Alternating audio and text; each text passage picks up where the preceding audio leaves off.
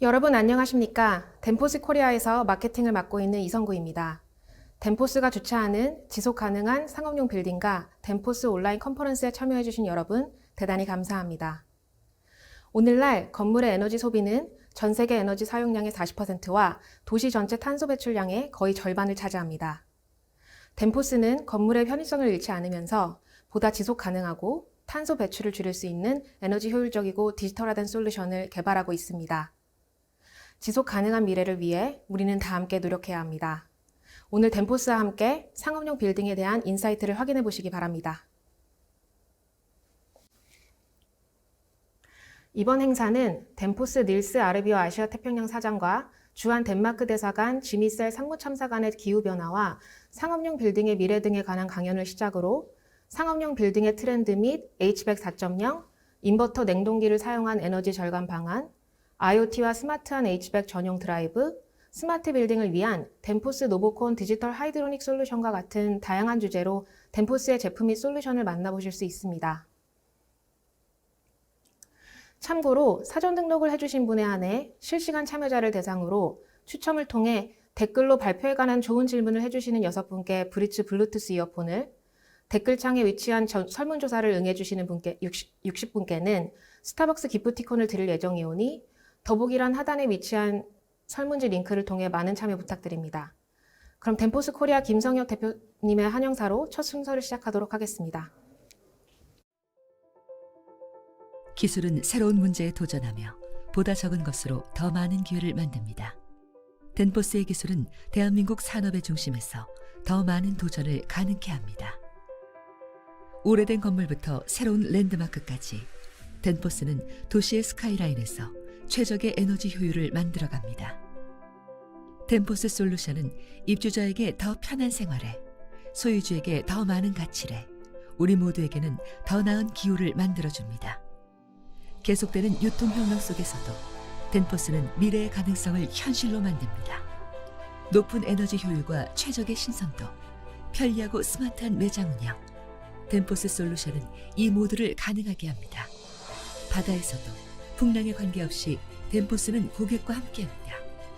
광범위한 용량, 효율, 탄탄한 성능을 보장하는 덴포스는 조선 해양산업의 신뢰가는 동반자입니다. 덴포스는 세계적 전문 지식과 혁신의 역사를 통해 고객을 더 깊이 이해하며 가능성의 지평을 넓혀갑니다. 4차 산업혁명 속에서도 덴포스는 더 많은 기회를 만들고 있습니다. 내일을 설계하는 덴포스의 기술은 보다 적은 것으로 더 많은 기회를 만듭니다. 앞서가는 당신과 함께합니다.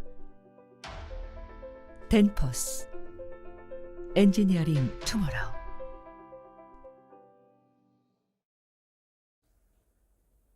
안녕하십니까. 덴포스 코리아를 맡고 있는 김성엽입니다. 먼저 바쁘신 와중에도 온라인으로 행사에 참여해 주신 여러분에게 감사드립니다. 최근 발표된 한국의 2020년 경제 예상 성장은 마이너스 2% 이내로 코로나19라는 어려운 환경에서도 OECD 국가 평균 5에서 6% 역성장보다는 훨씬 나은 수치입니다. 이는 오늘 참여해 주신 산업계 여러분들의 헌신적인 노력의 결과라고 생각합니다. 오늘 저희가 준비한 내용은 지속 가능한 상업용 건물과 덴포스입니다. 시작하기에 앞서 저는 건물에 대해서 생각해 보았습니다. 건물이란 과거 인류가 동굴 생활에서 벗어나 정착 생활을 시작하면서 주거하거나 일을 하거나 물건을 보관하기 위해 지어진 건물입니다. 이러한 건물은 사용 목적에 따라 크게 상업용, 산업용, 그리고 기관용으로 나뉘어집니다. 공통점은 건물의 수명을 길게 잡고 짓는다는 것입니다. 1차 기계 산업혁명은 도시화를 가져왔고 2차 전기 산업혁명은 도시에 빛을 가져와 건물의 불을 밝히며 산업의 발전을 가져왔습니다. 초고층 빌딩은 1884년 시카고에서 지어진 이래 주로 산업 선진국인 미국과 유럽에서 만들어졌습니다.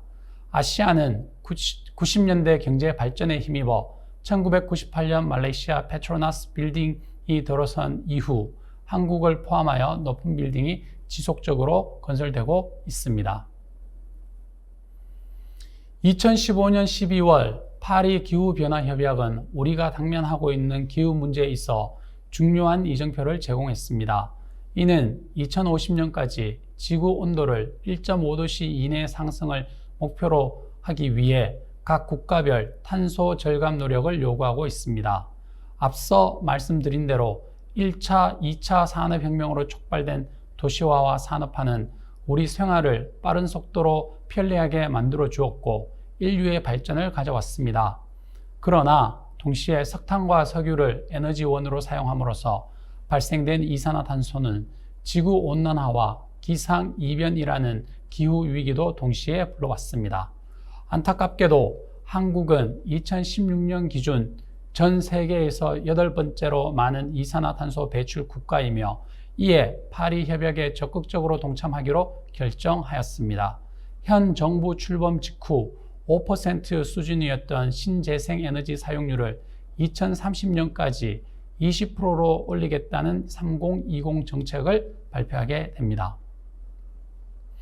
2015년 파리 협약 이후 2016년 IEA 국제에너지기구에서 발표한 자료에 따르면 2050년 기후 1.5도 이내 상승 목표를 달성하기 위해서는 에너지원 관점에서 3가지 중요한 요소가 있다고 하였습니다. 그 3가지는 첫 번째, 신재생 에너지원을 이용한 발전, 두 번째, 에너지 효율화, 그리고 세 번째, 저탄소 에너지원 사용입니다. 그런데 놀랍게도 신재생을 활용한 에너지 발전은 32%의 공헌을 보이지만 에너지 효율화를 통한 내용은 무려 38%에 이르는 공헌을 할 수 있다고 분석하였습니다. 이는 더 클라이밋 그룹, 즉 기후그룹에서 추진하고 있는 EP100, RE100, 그리고 EV100라는 이니셔티브에서도 잘 설명하고 있습니다. 최근 한국에서도 SK그룹에서 처음으로 가입했다는 뉴스가 있었습니다. 간단히 설명드리면 EP100, 에너지 생산성 100은 100만 유로 가치의 제품 생산 시 발생되는 이산화탄소 배출량을 2030년까지 절반으로 줄이는 것이며 RE100, 신재생 에너지 사용 100은 제품 생산에 필요한 에너지원을 신재생 에너지로 100% 채우는 것입니다. EV100는 전기 차량 100은 사업장 내에서 이동, 운송 및 수송 시 전기로만 움직이는 차량을 이용한다는 것입니다. 그런데 이게 과연 가능할까요? 예, 가능합니다. 저희 덴포스 사례로 말씀드리면 덴포스는 13년 전인 2007년부터 더 클라이밋 그룹의 EP100 활동을 시작하여 현재 100여 개의 법인과 70개 이상의 공장에서 에너지 생산성은 무려 77%를 향상시킴에도 27%의 이산화탄소 절감을 이루어 왔습니다. 이는 사업 성과와 탄소 배출 감소를 분리하여 관리할 수 있다는 것을 보여줍니다. 최근 여러 국가에서 2100년까지 산업화 이전 대비 지구 평균 온도 상승을 2도씨 이하로 유지하기 위한 장기 전략을 세우기 시작했습니다. 한국 정부도 이에 발맞추어 그린 뉴딜과 2050 탄소 중립이라는 정책을 발표하였습니다. 이제는 전 세계 어디서나 저탄소 발전이 중요한 경제 성장 전략이 될 것입니다. 이를 상업용 건물 관점에서 보면 우선 도시는 지구 면적의 3%를 차지하나 전체 에너지 사용량은 60에서 70%를 차지합니다. 도시 에너지 사용량의 60% 이상을 차지하는 상업용 건물에서 에너지란 대부분 열, 물, 그리고 전기입니다. 한국에는 현재 714만 동의 상업용 빌딩이 있으며 38% 정도가 30년 이상 된 건물입니다. 신축 상업용 빌딩도 설계 시작 후 완공까지 평균 3년이 걸립니다. 다시 말해 가장 최근에 지어진 건물이라 하더라도 3년 전의 기술을 사용하고 있다는 것입니다. 따라서 오래된 빌딩의 에너지 효율화는 에너지 사용량을 상당히 크게 줄일 수 있다는 것을 의미하며 동시에 탄소 중립이라는 목표 달성에 큰 도움이 되리라 믿습니다. 덴포스는 1933년 덴마크에서 1차, 2차 산업혁명의 기술을 이어받아 설립되었고 지금까지 기계, 냉동공조, 그리고 전기 관련 분야에서 사업을 영위하고 있습니다. 최근에는 각국 정부의 계획보다 20년 빠른 전 세계 사업장을 2030년까지 탄소 중립화하겠다는 보다 대담한 목표를 세웠습니다. 오늘날의 상업용 건물은 근무하는 사람들에게는 편리성과 쾌적함을 제공하고 나아가서는 소유주 혹은 운용 주체가 에너지 효율화를 통해 경제적 가치를 창출함과 동시에 환경 보호에 동참할 수 있게 해줍니다. 더불어 오래된 건물의 에너지 효율화는 새로운 일자리의 창출로도 이어질 수 있다고 믿습니다. 오늘 세미나에서 상업용 건물이 가지는 효용성 그리고 지속적으로 원 목적에 맞게 사용될 수 있는 방안을 찾는데 덴포스의 인사이트와 솔루션이 도움이 되기를 바랍니다. 감사합니다.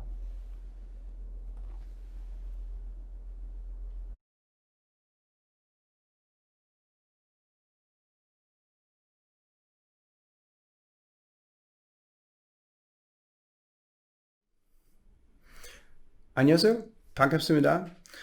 Good morning and a big warm welcome to all of you. Thank you so much for tuning in and welcome to the Danfoss seminar, Engineering the Green Commercial Building of Tomorrow. My name is Jimmy Sell and I'm the head of the commercial section at the Embassy of Denmark to Korea. A warm thank you to Danfoss for inviting me to deliver this keynote for you this morning. Let me start by saying that my job is fairly straightforward, and that is to create business between Korea and Denmark. And I think if I could point to one area where business is free flowing, that is within the green economy. But let's start with a benchmark. Why do we do this? What is the framework? Some of you might remember that 5 years ago, the whole world came together in the United Nations and pledged, saying that we will make sure that we will convert all our economies, so we will make sure that temperatures will not increase by more than 2 degrees by the 2100s. So where are we right now? Because this is the mission that all embassies across the world is working towards. Well, bad news is it doesn't look too good. With the current framework we have available right now and the current technology we have right now, we can see that we are moving into the dark green line, which is that our temperatures on this planet will increase with around 3 to 3.5 degrees. Right now, we are also starting to see that some countries are not living up to the pledges that they have made. They're not transitioning fast enough, which means that we'll start moving into the dark purple line, which is obviously not good. If you ask the scientific community what will happen, then they'll say that we will have irreversible change if we don't make sure that temperatures stay below 2 degrees. So the role Denmark has as a green climate frontier is to try to convince the EU and the rest of the world to make sure that we actually transition our economies and make sure we stay below the 1.5 degrees pathway. That is obviously not an easy thing to do. Some might say that, hey, we're actually on the right track with COVID-19 happening this year. You know, we've been letting out way fewer emissions than we used to do. And that's also true. But we need to have a COVID-19 happening every single year from now and until 2030 to make sure that we stay on the right path.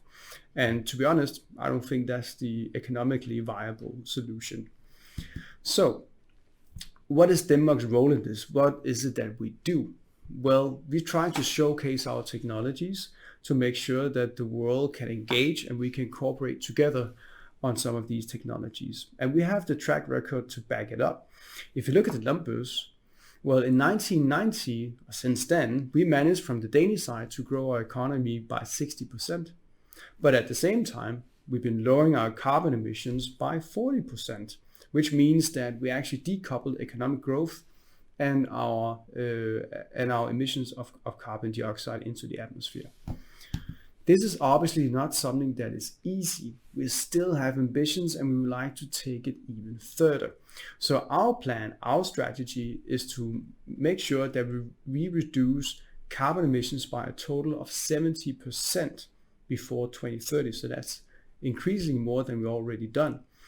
How do we do that? Well, when it comes to our energy supply, we will have 100% renewable energy in Denmark by 2028. We'll do this by creating artificial wind energy islands somewhere between Sweden and Germany, where we will create much more wind energy than we currently have today. We will actually produce more wind energy than we can consume, which means we need to convert it. That being the Power-to-X technology or the hydrogen technology, where we take the green wind energy and convert it into a transportable fuel that can be used to power our engines and boats and cars, etc. In addition, we'll also even further decrease our energy consumption by 30% by 2030. So how do we do this? One government can't do this alone, and that's why we're asking the Danish business community for help. Last year, we initiated 13 different green partnerships all across different industries within transport, food production, energy-intensive industries, and we asked them, what can the Danish government do to actually make sure that we reduce our carbon emissions, but we also create more workplaces? Needless to say, Danfoss played a big part in many of these working groups. And what they did is that they actually told the Danish government, you need to do A, B, and C in actually to decrease while also creating new jobs. So why is Danfoss able to do that? And I think Danfoss is able to do that, one, because it's a trusted advisor to the Danish government when it comes to how to navigate the private sector. And another thing is they are actually leading the walk by talking the right solutions. I think it's enormously ambitious of Danfoss to say that they would like to go completely carbon neutral by 2030. And having more than 50 factories around the world, I think that's a very impressive ambition. Danfoss can really back it up. And I think also if you look at to how strong the company is performing here in Asia, I think the numbers speaks for themselves. I would like to point to your attention to projects where I can really see that if we can look into these projects and potentially spread this technology out even further, we can really make sure that we stay on 2 degree or even 1.5 degree pathway. Look at the Keppel Bay Tower in Singapore. Just by installing Danfoss driver technology, Danfoss was able to reduce energy or to increase energy savings by 45%. Just imagine what this would have of applications to the rest of the world if we start implementing this technology in our communities, in our cities, in our societies. If you look at even a project here in our own Korea, look at the Lotte Tower, where also the Danfoss drive technology managed to save a little bit more than 5,000 megawatts of energy every single year. That roughly translates to 2,345 tons of carbon emissions that is not released into the atmosphere every single year. So in sum, I think many people will say that, okay, Denmark, you are planning to decrease your carbon emissions by 70%. That's quite an impressive statement. Yes, but we also have the track record to back it up. Denmark has, if you look at the numbers, 20 years ago, Denmark sourced more than 90% of our energy from coal.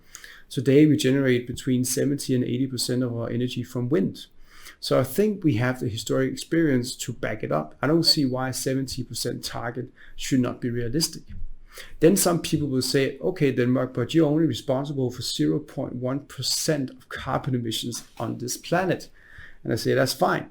We're very proud of that actually. But what we like to do is to make sure that the technology we have, that it gets out there in the world and it lives on, because by working together with international partners and maximizing on this technology, then we can really have an impact.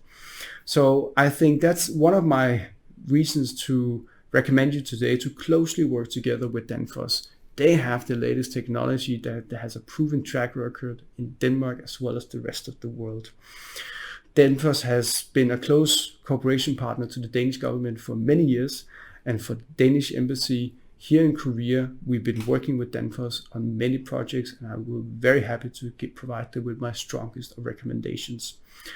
In sum, I wish you all a fantastic seminar and a heartfelt thank you for the role that you're playing, creating a more sustainable future.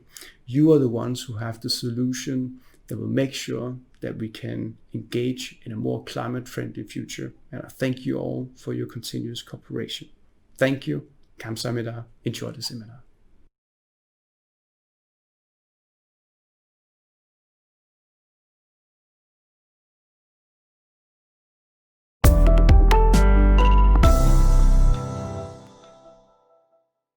Hi, my name is Niels Arbier and I'm Regional President for Danfoss. Today I'd like to talk about the future of commercial building. But first of all, thank you for listening in here.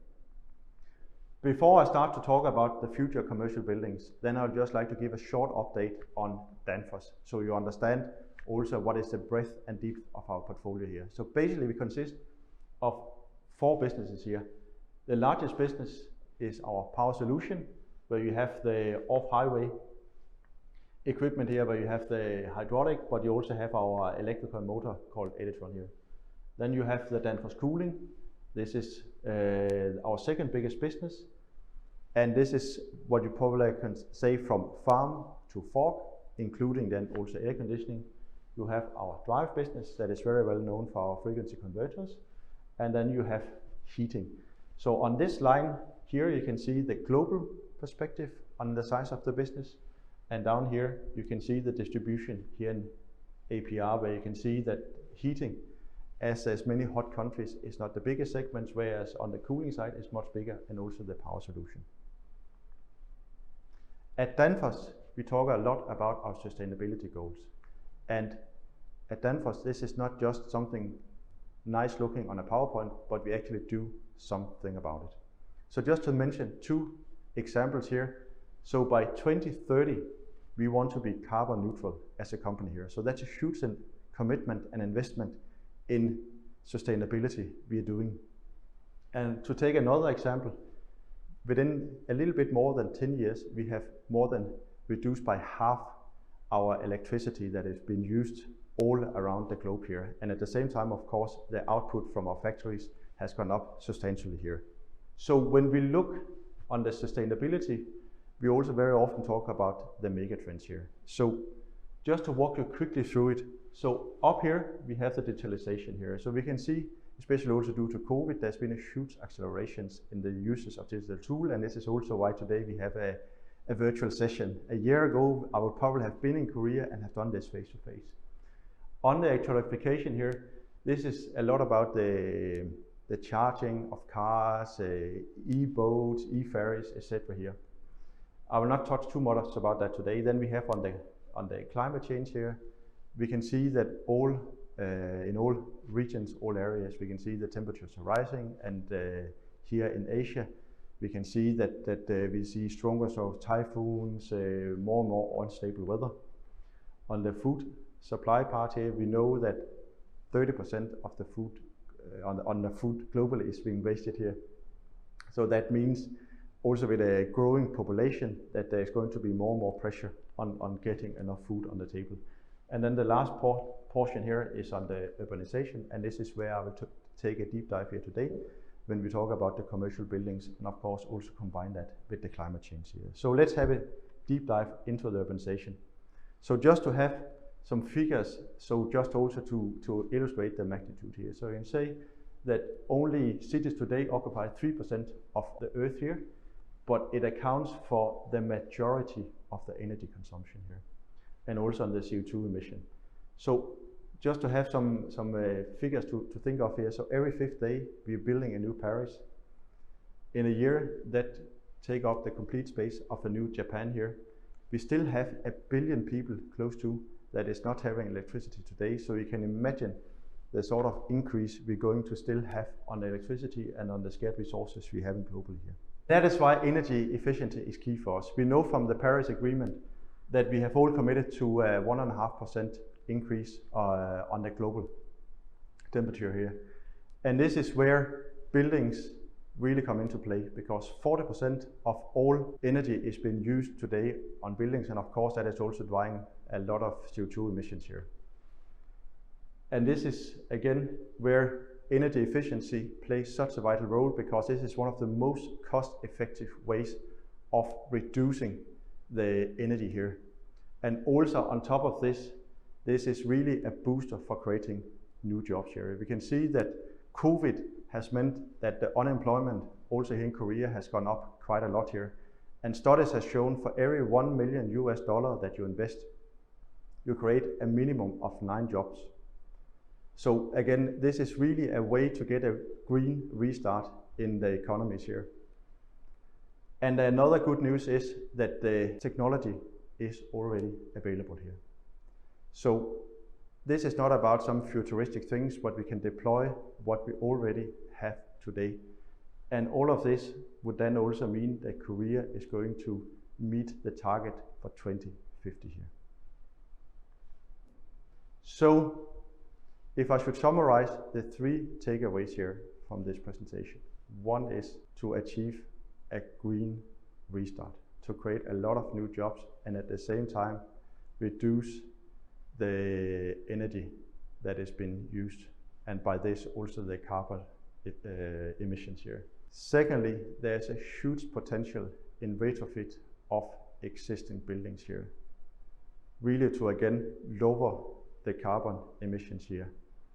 And then the third point here, this is not a matter of new technology. This is really to deploying what we already have out there today.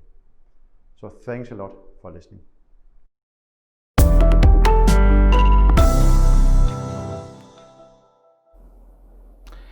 안녕하세요. 덴포스 코리아 전략영업팀 김대훈입니다.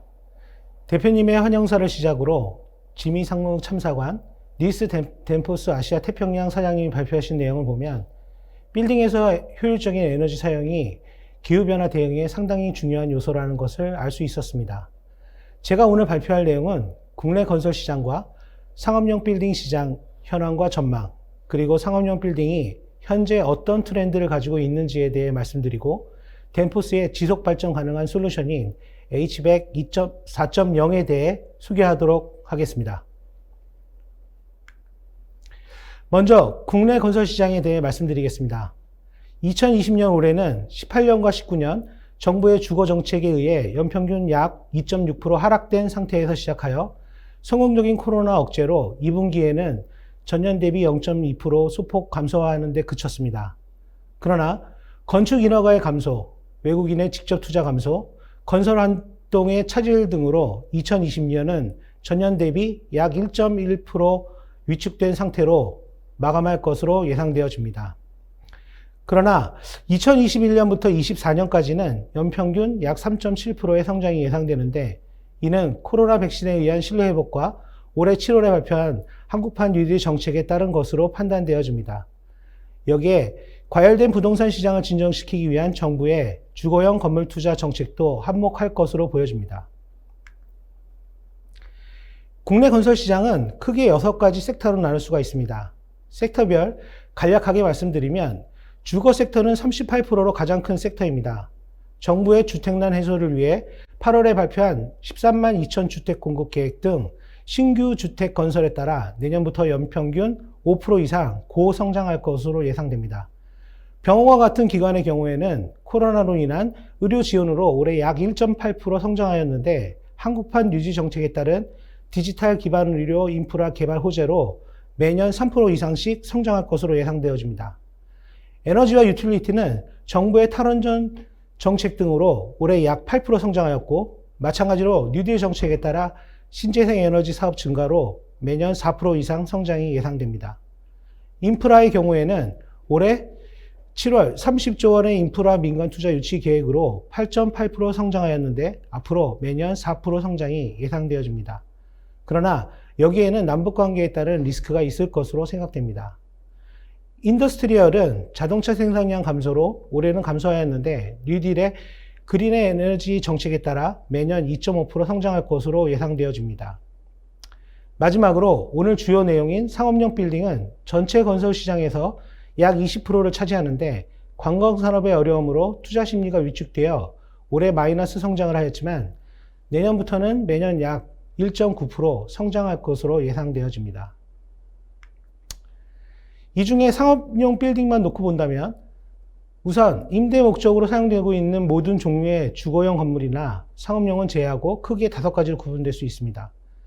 약 14%를 차지하는 호텔, 카지노, 스테디움, 컨벤션 등 레저 및 호스피탈리티 빌딩과 상업용 빌딩에서 가장 높은 비율을 차지하고 있는 오피스 건물, 2%를 차지하는 테마파크, 골프 등 야외 활동과 관련된 5개 레저 건물, 그리고 27%를 차지하는 백화점, 대형마트 등 리테일 건물, 그리고 24%는 앞서 말씀드린 부분에 포함되지 않는 모든 유형의 상업 건물로 구분됩니다. 올해는 모든 유형의 건물에 대해 세계적인 여행 제한과 스포츠 행사 취소 또는 연기, 그리고 코로나에 의한 지역 상권화로 마이너스 성장하였으나 정부의 열린 관광지 조성 사업과 같이 국내 관광 활성화 등으로 앞으로 성장할 것으로 예상되어집니다. 참고로 현재 상업용 빌딩 세타에서 계획 단계부터 실행 단계에 있는 프로젝트의 전체적인 규모는 약 55조 원 규모이며 이 중 70%에 해당하는 40조 원이 실행 단계에 있습니다. 이러한 커머셜 빌딩에 대해 약 3,000명의 유명 인플루언서, 트위터, 기사 등 해시태그로 본 트렌드는 그린 빌딩, 지속 가능성, 스마트 빌딩, 에너지 효율이었습니다. 키워드로 본 트렌드 또한 그린 빌딩, 지속 가능성, 스마트 빌딩, 에너지 효율로 덴포스는 앞서 닐스 아시아 태평양 사장님이 말씀하신 바와 같이 지속 가능성에 대한 2030년 탄소 중립이라는 목표를 가지고 실제 행동에 옮기고 있으며 이러한 트렌드에 맞춰 지속적인 솔루션을 개발하고 발전시켜 나아가고 있습니다. 이와 같은 건설 현황과 트렌드 속에서 우리나라의 정부는 올해 7월 고용을 기반으로 한 안전망 강화를 바탕으로 디지털 뉴딜, 그린 뉴딜 정책을 담은 한국판 뉴딜 정책을 내놓았습니다. 2025년까지 총 160조를 투자하고 190만 개의 일자리를 창출하는 정책이 되겠습니다. 뉴딜 정책은 28개의 과제와 10개의 대표 과제로 되어 있는데 이 중 28개의 과제 중에서 11개, 10개의 대표 과제 중에서 5개에 대해서 덴포스는 이와 관련한 솔루션 또는 제품을 가지고 있고 시장 선도를 위해 노력하고 있습니다. 이 뉴딜 정책은 건설 산업에 많은 영향을 미칠 것으로 판단되는데 이들 중 덴포스는 예산 대비 일자리 창출 효과가 약 2배인 그린 리모델링 활성화 정책, 그리고 빅데이터 AI 기반으로 스마트 유지관리 플랫폼을 통한 건축물 유지관리 서비스 강화, 그리고 고효율 에너지 성능 자재와 액티브 에너지 관리 솔루션을 통한 제로 에너지 건축물 구현 확산, 마지막으로 녹색 전환 발주 및 계약제도 구축에 많은 관심을 갖고 있습니다. 특히 전국 724만 동 건축물 중 30년 이상 된 노후 건축물 37.8%를 대상으로 리모델링 및 유지관리에 집중할 예정이고 발주 및 계약제도가 베스트 밸류 방식으로 개편되어 가는 과정에서 CO2 절감, 에너지 혁신, 디지털 관리 등 평가 기준에 대응하는 것에 초점을 맞추고 집중할 예정입니다. 또한 향후 지속 가능한 건물 트렌드에 대응하기 위해 제품의 생산부터 폐기까지 녹색 인증 제도에 대해서도 고민하고 있습니다.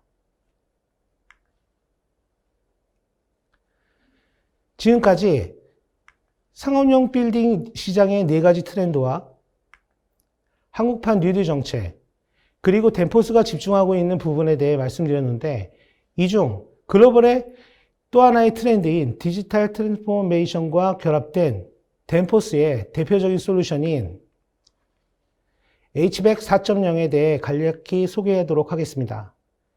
HVAC 4.0은 건물의 에너지 중 대부분을 사용하는 냉난방 공조 시스템인 HVAC와 4차 산업혁명의 핵심 요소인 개별적 발달한 각종 기술의 융합을 합해 브랜딩한 솔루션이 되겠습니다.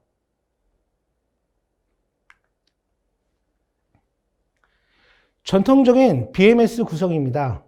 각 분야별 시스템을 구축하고 하나의 BMS로 통합하는 것으로 몇 년 전부터는 이를 클라우드에 연결하여 모바일에서도 운영할 수 있도록 하고 있습니다.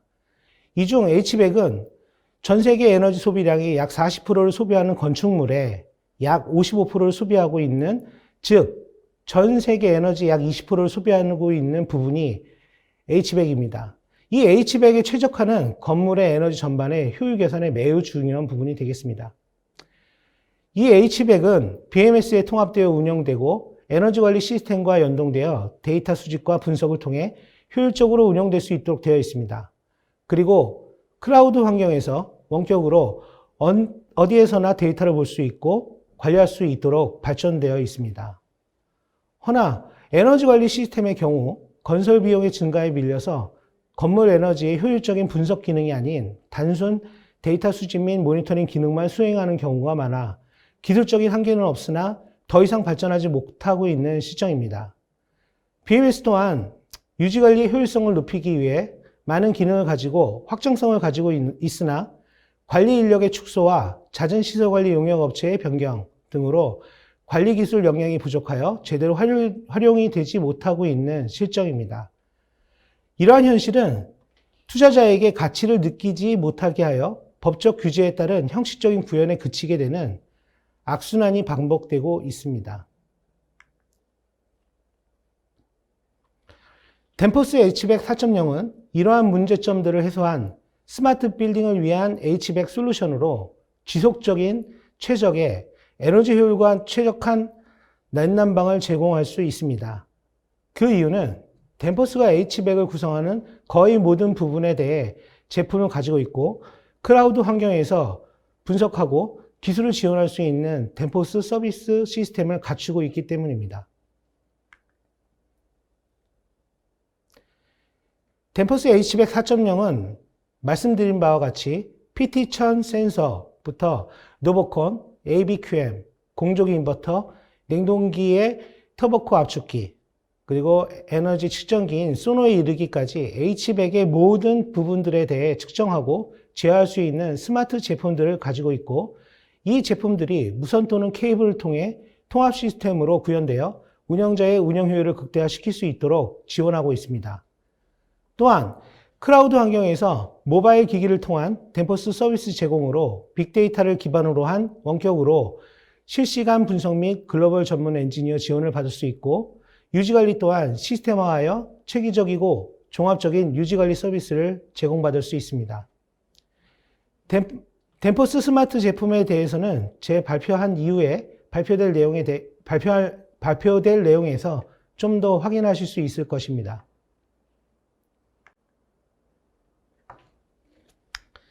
그리고 HVAC 4.0은 클라우드 환경에서 에너지 관리 시스템과의 상호 연동을 통해 에너지의 소비를 최적화할 수 있는 액티브 에너지 관리 솔루션입니다. 제로 에너지 빌딩으로 가기 위해서는 소비되는 에너지에 상응하는 에너지를 생산하는 것이 필요하지만 그보다도 우선적으로 사용되어지고 있는 에너지를 데이터 분석과 예측을 통해 낭비 없이 최소화되어야 합니다. HVAC 4.0은 이러한 것들을 가능하게 해주는 능동형 에너지 관리 솔루션입니다.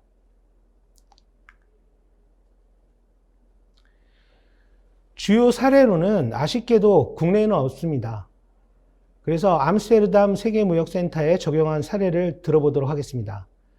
2017년 암스테르담 주이드 아스에 위치한 세계무역센터 9개 건물 중 7층 높이의 아이타워에 적용한 것으로 입주자의 냉난방에 대한 쾌적성과 유연성, 그리고 효율적인 에너지 소비, 스마트한 운영 관리에 대한 요구에 따라 적용한 사례입니다.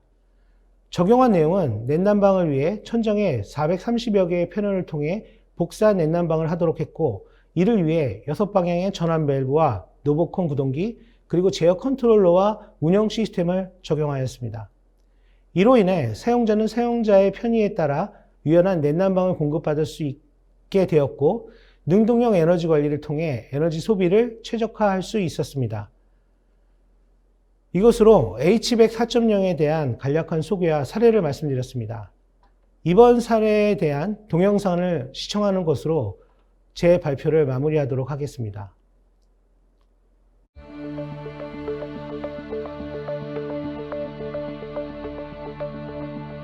Flexibiliteit en snelheid is voor de gebruiker binnen dit project heel erg belangrijk. Er komen veel huurders, veel aanpassingen en dat vraagt eigenlijk nieuwe technieken om dat voor elkaar te krijgen. Voorheen hadden we altijd losse doosjes boven het plafond waar heel veel in geprogrammeerd moest worden.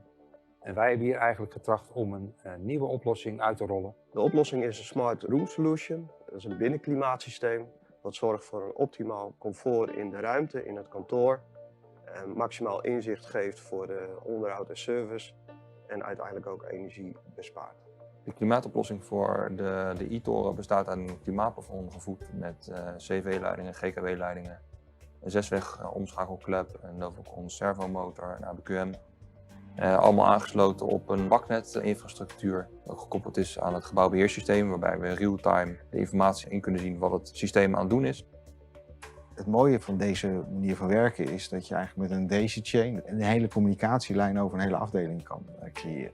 Dat heeft het voordeel dat, mocht er een keer wat aan de hand zijn, dat er heel gericht gekeken kan worden van wat is er aan de hand, kunnen we het op afstand oplossen. Of als er een monteur wel heen moet, dat hij met de juiste materialen naar de locatie gaat om het probleem op te lossen. Dus met zo weinig mogelijk overlast voor de huurder.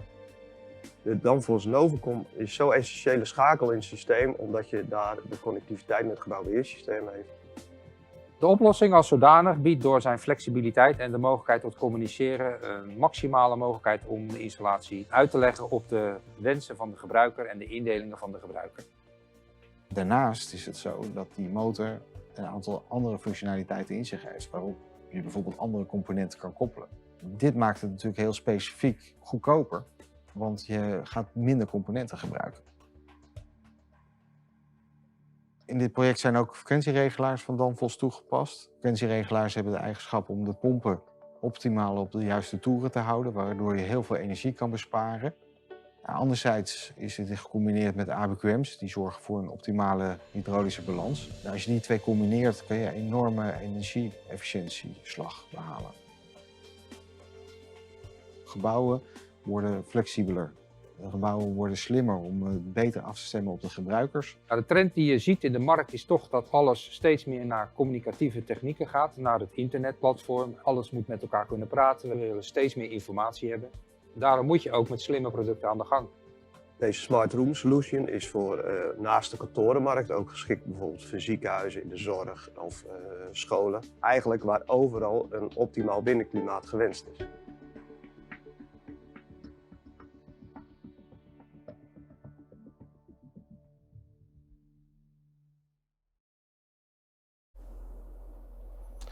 네, 짧은 시간에 걸쳐 건설 시장에 대한 현황과 트렌드, 그리고 덴포스의 대표적인 솔루션인 HVAC 4.0에 대해 간략하게 소개를 해드렸는데 잘 전달이 됐는지는 잘 모르겠습니다. 시간이 좀 너무 짧은 관계도 좀 있었고, 더 필요하신 부분이 있다면 연락을 주신다면 자세한 내용을 설명해 드리도록 하겠습니다. 여기 참여해 주신 많은 분들께서 저희의 그 HVAC 4.0에 대해 많은 관심을 가져주시고 앞으로 함께 시장을 선도할 수 있는 기회를 가졌으면 합니다. 네, 질의응답 시간입니다. 지금 제 앞에는 지금 많은 분들이 질의해 주신 내용들이 쭉 보이고 있는데요. 여기서 제가 몇 가지 선택해서 답변을 해드리도록 하겠습니다. 김광훈 님께서 질의하신 내용을 보면 덴마크 등 세계 상업용 빌딩 산업 선도국과 비교할 때 국내 산업 수준은 어느 정도인지, 또 선진국을 위해 필요한 가지는 무엇일지 궁금합니다에 대한 질문을 해주셨는데, 제 생각에는 저희 덴포스 같은 경우에는 지금 2030년까지 전체 공장을 탄소 중립으로 하겠다라는 목표를 갖고 지금 하고 있습니다. 탄소 중립이라는 것은 잘 알고 계시겠지만은 사용되고 있는 모든 에너지를 자체 생산을 해서 제로로 만들겠다는 그런 의미거든요. 그래서 이제 지금 앞으로 이제 저희 국내 시장도 마찬가지고 전 세계적으로 확산이 될 것이지만은 자재를 어떤 것을 쓰느냐, 그 자재가 얼마나 탄소를 배출하느냐가 상당히 중요한 요소가 될 것으로 생각이 되어집니다. 그래서 국내에서 제품을 만들거나 생산을 할 때에도 이런 탄소 배출이나 이런 것들에 대해서도 많은 고민을 하고 그런 것들을 줄여나갈 수 있는, 그 생산 단계에서도 줄여나갈 수 있는 그런 고민들이 좀 필요할 것 같고, 그 다음에 이제 앞으로는 지속 가능성에 대한 이슈도 있기 때문에 이걸 어떻게 폐기를 할 것이냐, 그 폐기하는 데 비용이 어느 정도나 들어가고 탄소가 어느 정도 배출을 할 것이냐, 이 부분에 대해서도 많은 고민을 해야 될 것으로 생각이 되어집니다. 질문이 답이 되셨는지 모르겠습니다.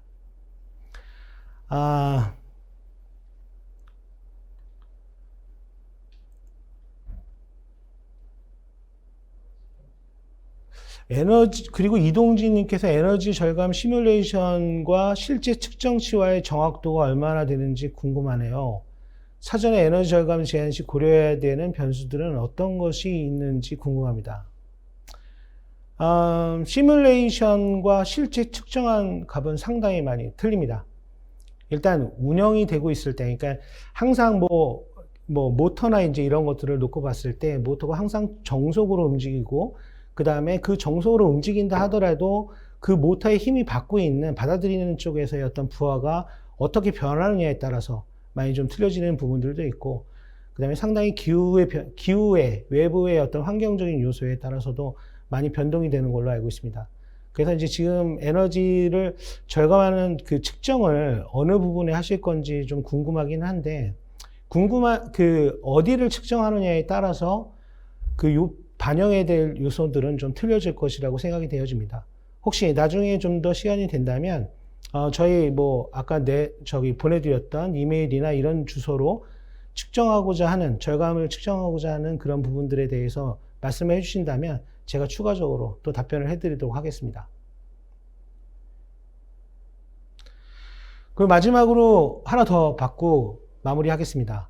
최승학 님께서 HVAC 4.0 이전 솔루션과 가장 큰 차이점은 무엇일까요? 클라우드 연결인지 확인 부탁드립니다.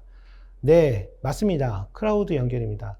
HVAC 4.0과 이전 솔루션과의 가장 큰 차이점은 4차 산업혁명으로 인해서 AI의 기능이 들어갔느냐 들어가지 않았느냐, 그 차이가 가장 큰 차이점이라고 말씀드릴 수가 있을 것 같습니다.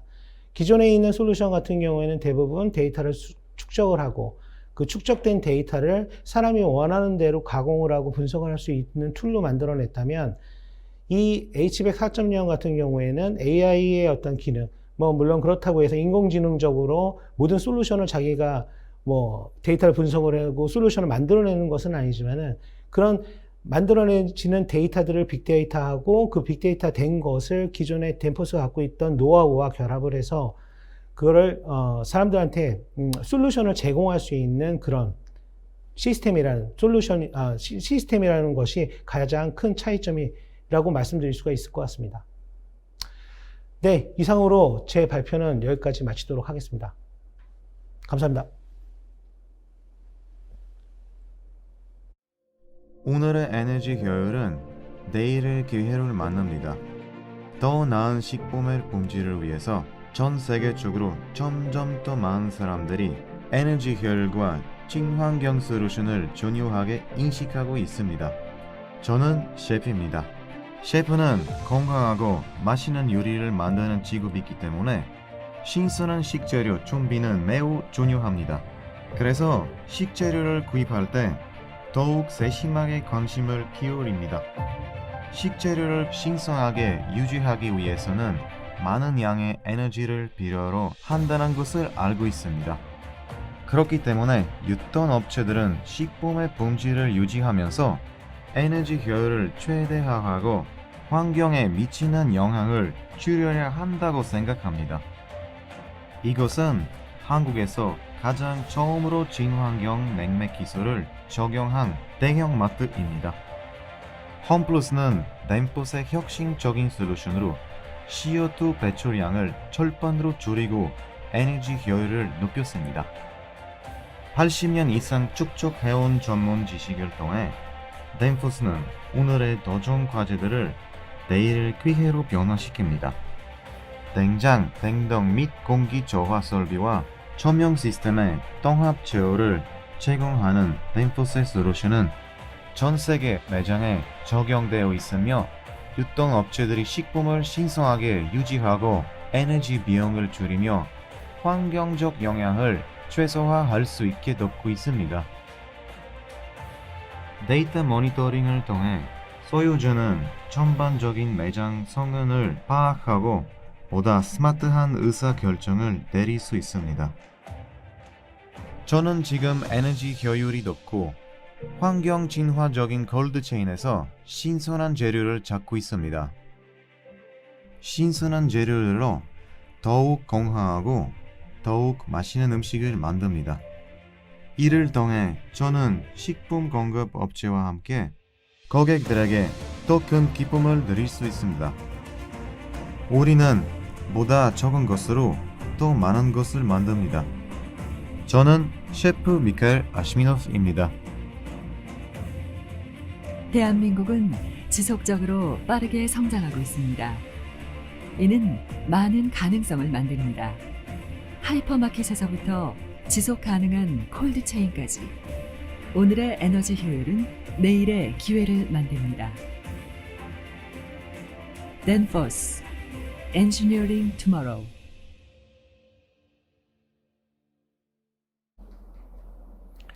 예, 여러분 반갑습니다. 센츄리 기술팀 조현수 과장입니다. 우선 코로나 때문에 많이 힘든 계절인데요. 댄포스 코리아 측에서 이런 좋은 자리를 마련해 주셔서 댄포스 코리아 대표님이야 임직원분들한테 깊이 감사 인사드립니다. 그래서 오늘 댄포스의 온라인 컨퍼런스의 기본 주제가 상업용 빌딩의 에너지 절감 솔루션이거든요. 그래서 저희 센츄리에서는 인버터 냉동기를 적용한 에너지 절감 방안에 대해서 설명을 드리겠습니다. 그래서 댄포스 같은 세계적인 압축기 제조사에서 받은 파트를 가지고 저희 같은 전문적인 칠러 제작사가 패키징해서 고객 사이트에서 납품해서 어떤 식으로 고객한테 기대 효과 혹은 에너지 절감을 드릴 수 있는지 설명을 드리겠습니다. 그래서 오늘 기본 주제는 Two Practical Energy Saving Solution Use Inverter Chiller라고 보시면 되실 것 같습니다. 우선적으로 센츄리에 대해서 많이 알고 계시지만 다시 한번 센츄리에 대해서 설명을 드리겠습니다. 저희 R&D나 모든 파트들은 서울 사무소에 있습니다. 마곡의 기술연구소가 있고요. 그 다음에 6만 5천 평 규모의 아산 공장에 저희가 제작 공장이 있습니다. 센츄리는 약 반세기 동안 대한민국의 공조 냉동을 책임졌다고 보시면 되거든요. 1968년도에 시작됐고요. 약 반세기 정도 역사가 흘렀습니다. 그래서 저희 센츄리를 기본적으로 모두 칠러 이제 제작사로 알고 계시는데요. 저희는 토탈 공조를 지향한다 보시면 됩니다. 그래서 저희가 2009년도에 보일러로 유명한 귀뚜라미 그룹에 저희가 편입이 돼서 안정적으로 지금 비즈니스를 저희가 영위하고 있고요. 2018년도에 평창 올림픽을 대비해서 저희가 슬라이딩 센터, 곧 봅슬레이 누지가 이제 경기를 할 수 있는 슬라이딩 센터를 저희가 설계, 납품, 시공을 했습니다. 저희 필드 오브 비즈니스입니다. 저희 사업 영역인데요. 냉동기, 공조기, 선박 산업기계, 냉난방기, 원자력 발전소용 냉동기, 그다음에 에스코 사업, 에너지를 절감하는 사업이죠. 그다음 기타 시스템을 가지고 있습니다. 그래서 구체적으로 저희가 생산하는 품목을 말씀드리면요. 스크류 냉동기, 순행식, 공냉식, 그다음에 스크롤 냉동기, 그다음에 터보 냉동기, 무급유 터보 냉동기, 그다음 무급유 터보 냉동기 공냉식이 있습니다. 또한 이제 가스 연료를 사용하는 거죠. 흡수식 냉동기, 흡수식 냉온수기, 콘덴싱 유닛, 그다음에 오가닉 랭킹 사이클에서 열에서 발전 시스템, 그다음에 원정용 터보 냉동기, 그다음 원정용 ACU, 에어 컨트롤 유닛, 원정용 공조기가 있습니다. 또한 마린 패키지라고 저희가 보통 부르는데요. 해상용 선박용 에어컨, 그다음에 해상용 냉동기, 그다음에 잠수함용 냉동기, 미세먼지 쉘터 사업 비즈니스군이 있습니다. 그래서 저희는 전국 7개 직영지사를 운영하고 있고요. 서울, 경기, 대전, 대구, 경남, 호남, 울산이 있고요. 그다음 150개 전국 대리점을 운영하고 있습니다. 그 다음에 200개의 전국 AS방을 구축하고 있습니다. 그래서 오늘 댄포스의 기본 주제가 에너지 세이빙 솔루션이기 때문에, 특히 상업용 빌딩의 에너지 세이빙 솔루션이기 때문에 저희는 댄포스의 두 가지 강력한 아이템을 가지고 저희가 패키징한 제품을 설명드릴 건데요. 첫 번째는 인버터 터보 냉동기고요. 오일 프리 압축기를 사용한 겁니다. 두 번째는 스크롤 인버터 냉동기라고 보시면 돼요. 공냉식 모델이고요. 그래서 저희가 오일 프리이기 때문에 무급유, 말 그대로 압축기 내부에 오일이 없다고 보시면 되거든요. 그래서 원 컴프레셔, 멀티 컴프레셔 에코노 적용해서 쉽게 이런 식으로 적용이 된다고 보시면 되고요. 제가 댄포스 터보코의 강력한 터보코 압축기를 TT300, TT350, TT400, TT700 각각 100RT, 125RT, 150RT, 180R의 냉동 능력을 가진 압축기를 저희가 모듈형으로 조합해서 최대 라인업을 2000Rt까지 가지고 있습니다. 그럼 무급의 인버터 터보 냉동기가 어떤 식으로 해서 에너지 절감을 하며 어떤 특장점이 있나? 첫 번째, 압축기 내부에 인버터가 내장되어 있습니다. 이로 인해서 가벼운 부하가 많이 발생하는 현장, 특히 빌딩이 그렇습니다. 빌딩 특성에 맞게 이제 부하 운전이 들어가는 거죠. 이로 인해서 IPLV, MPLV가 절감이 된다고 보시면 됩니다. 또 오일이 없기 때문에 시스템 속에 오일이 없기 때문에 열교환의 성능 저하가 감소되는 부분도 없습니다. 또한 신뢰성, 안정성입니다. 저희가 덴보스에서 터보코어 압축기를 공급해서 국내 최초로 저희가 AHRI 미국 공조냉동협회 인증을 취득했습니다. 또한 2019년 10월 1일부로 법이 개정이 됐죠. 그 전에는 고효율 에너지 기자재 인증이었는데요. 현재는 최저 소비 효율 인증 취득을 하게 되어 있습니다. 법적으로. 그래서 센츄리가 생산하는 모든 인버터 터보 냉동기는 최저 소비 효율 인증 취득하게 됩니다. 또한 오일과 관련된 부품이 없기 때문에 그로 인해서 오일과 관련된 부품 교체 비용이 들지가 않죠. 또한 유지보수로 바로 연결되는데요. 오일과 관련된 오일 펌프, 오일 히터, 오일 쿨러 이런 것들이 장착이 안 되기 때문에 주기적으로 또 오일 교체하는 비용이 들지 않기 때문에 굉장히 많은 유지보수 비용을 세이브할 수 있죠. 또한 이 제품에 최적화입니다. 아무래도 이제 압축기가 이제 고속으로 운전되는데 기존의 전통적인 이제 오일을 사용하는 터보 대비 프릭션이 마찰 손실이 거의 0.2%입니다.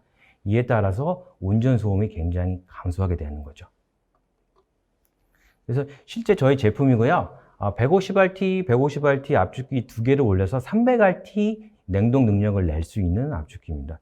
기존의 터보 냉동기나 비교했을 때 굉장히 컴팩트하게 구성이 된다고 보시면 될 것 같아요. 압축기 지금 TT400 기준에서 150RT가 올라가 있는데요. 압축기 무게는 150kg 이내입니다. 굉장히 가볍게 구성이 된다고 보시면 되는 거죠.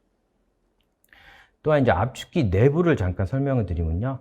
압축기 전단에는 이제 프론트 레디얼 베어링에서 전단 베어링, 그 다음에 리어 레디얼 베어링에서 후면 베어링, 그 다음에 액시얼 베어링에서 축 베어링이 장착이 됩니다. 그래서 가운데 이제 모터가 위치하고요. 앞쪽에는 임펠러 두 개가 장착되는 구조로서 압축기 마그네틱 베어링과 샤프트의 공극은 7마이크론, 사람의 머리카락만큼의 공극이고요.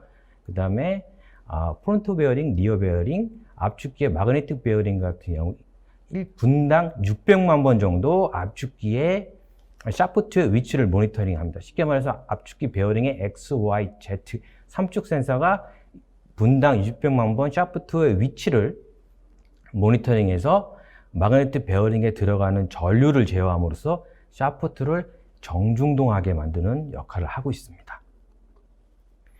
전통적인 터보랑 전통적인 스크루랑 비교했을 경우에 오일을 사용하지 않을 경우에는 굉장히 심플하게 구성된다고 보시면 되는 거죠.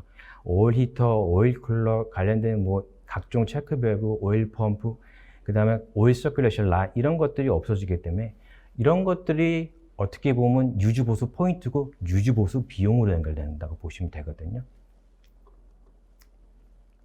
또한 덴보스에는 멀티 압축기 적용이 가능합니다. 그래서 150RT, 150RT, 150RT 세대를 올려서 450RT 캐파를 저희가 고객한테 공급했을 경우에 한 대가 고장났을 경우에도 나머지 두 대가 300RT의 캐파를 유지할 수 있습니다. 또한 나머지 두 대가 가동 중에도 압축기 전후단에 밸브를 잠가서 3호기 압축기를 교체할 수 있게 되는 구조라고 보시면 되는 거죠. 그래서 전통적인 터보 같은 경우는 오일을 사용하는 터보를 말씀드립니다. 무게가 거의 1톤이 넘습니다. 근데 이 친구 같은 경우는 무게가 150kg 이내이기 때문에 서비스 테크니션 2명이서 쉽게 운반하고 교체할 수 있기 때문에 아무래도 신속적으로 유지보수가 가능하다는 측면이 있습니다. 또한 덴포스 터보코어는 덴포스 잘 아시겠지만 인버터의 강자이기 때문에 압축기 내부에 인버터가 내장되는 구조로서 기존의 정속도 터보처럼 별도의 기동기관이 필요가 없습니다. 이래서 기동기관이 차지하는 스페이스 플러스 기동기관의 전력을 공급해준 파워라인, 그 다음에 터보 냉동기 컨트롤 패널과 기동기관에 왔다 갔다 하는 인터커넥션 라인, 제어선이라고 저희가 조작선이라고 표현하는 것들이 없기 때문에 이 부분도 저희가 세이빙 되는 거죠.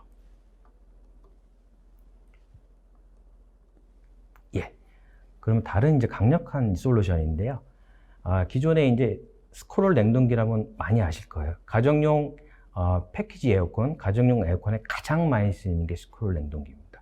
그래서 이 스크롤 냉동기를 덴포스에서 인버터를 부착해서 출시한 제품이고요. 저희는 이 인버터 압축기를 공급받아서 인버터 스크롤 냉동기 공냉식을 저희가 제안하게 드리는 겁니다. 그 사진상에 보시는 제품은 60마력이라고 보시면 되거든요. 20마력, 20마력, 20마력 세 개를 멀티사이클을 구성해서 60마력을 구성하고요. 일단 전통적인 스크류 같은 경우는 부음부와 효율이죠. 파트로드라고 저희가 보통 부르는 파트로드가 3점대입니다. 근데 강력한 인버터 스크롤의 제품 같은 경우는 부음부와 효율이 IPLV 4.9입니다. 또한 부하에 따라서 RPM이 변환되기 때문에 풀부할 때도 마찬가지지만 저소음, 저진동의 특성을 갖고 있습니다. 또 인버터형 제품이기 때문에 모듈 타입으로 텐덤식으로 구성한다면 최대 250W까지 구성이 가능합니다. 또한 인버터가 장착됐기 때문에 용량 범위는 30rps에서 100rps까지 구성된다고 보시면 되고요. 피난 투명 열구연기 적용했고요. 그다음 부유형 코일 구조고요. 그다음에 컴팩트한 제품 설계에 의해서 판형 열구연기를 적용했습니다. 또 강력한 덴포스 인버터 드라이버를 적용했기 때문에 DDC 컨트롤러 혹은 PLC 컨트롤러가 고장 중에도 덴포스 인버터 드라이브를 사용하면 단독으로 스크롤 냉동기가 운전이 가능하다는 특장점이 있습니다. 또한 덴포스 인버터 드라이버는 역사가 긴 제품이기 때문에 범용 시스템 지역이 어떤 시스템을 갖다 붙여도 호환성이 우수합니다. PLC, DDC 가리지 않고 제어 가능하고요. 당연히 압축기가 인버터로 제어되기 때문에 압축기 프레셔 레이쇼고 압축비가 순간적으로 변하기 때문에 당연히 응축기도 고성능의 팬 제어가 들어가야 됩니다. 응축 압력을 일정하게 리니어하게 유지해주는 특별한 기술이 필요한데요. 독일의 EBM사죠. EBS3에 20펜을 적용했습니다.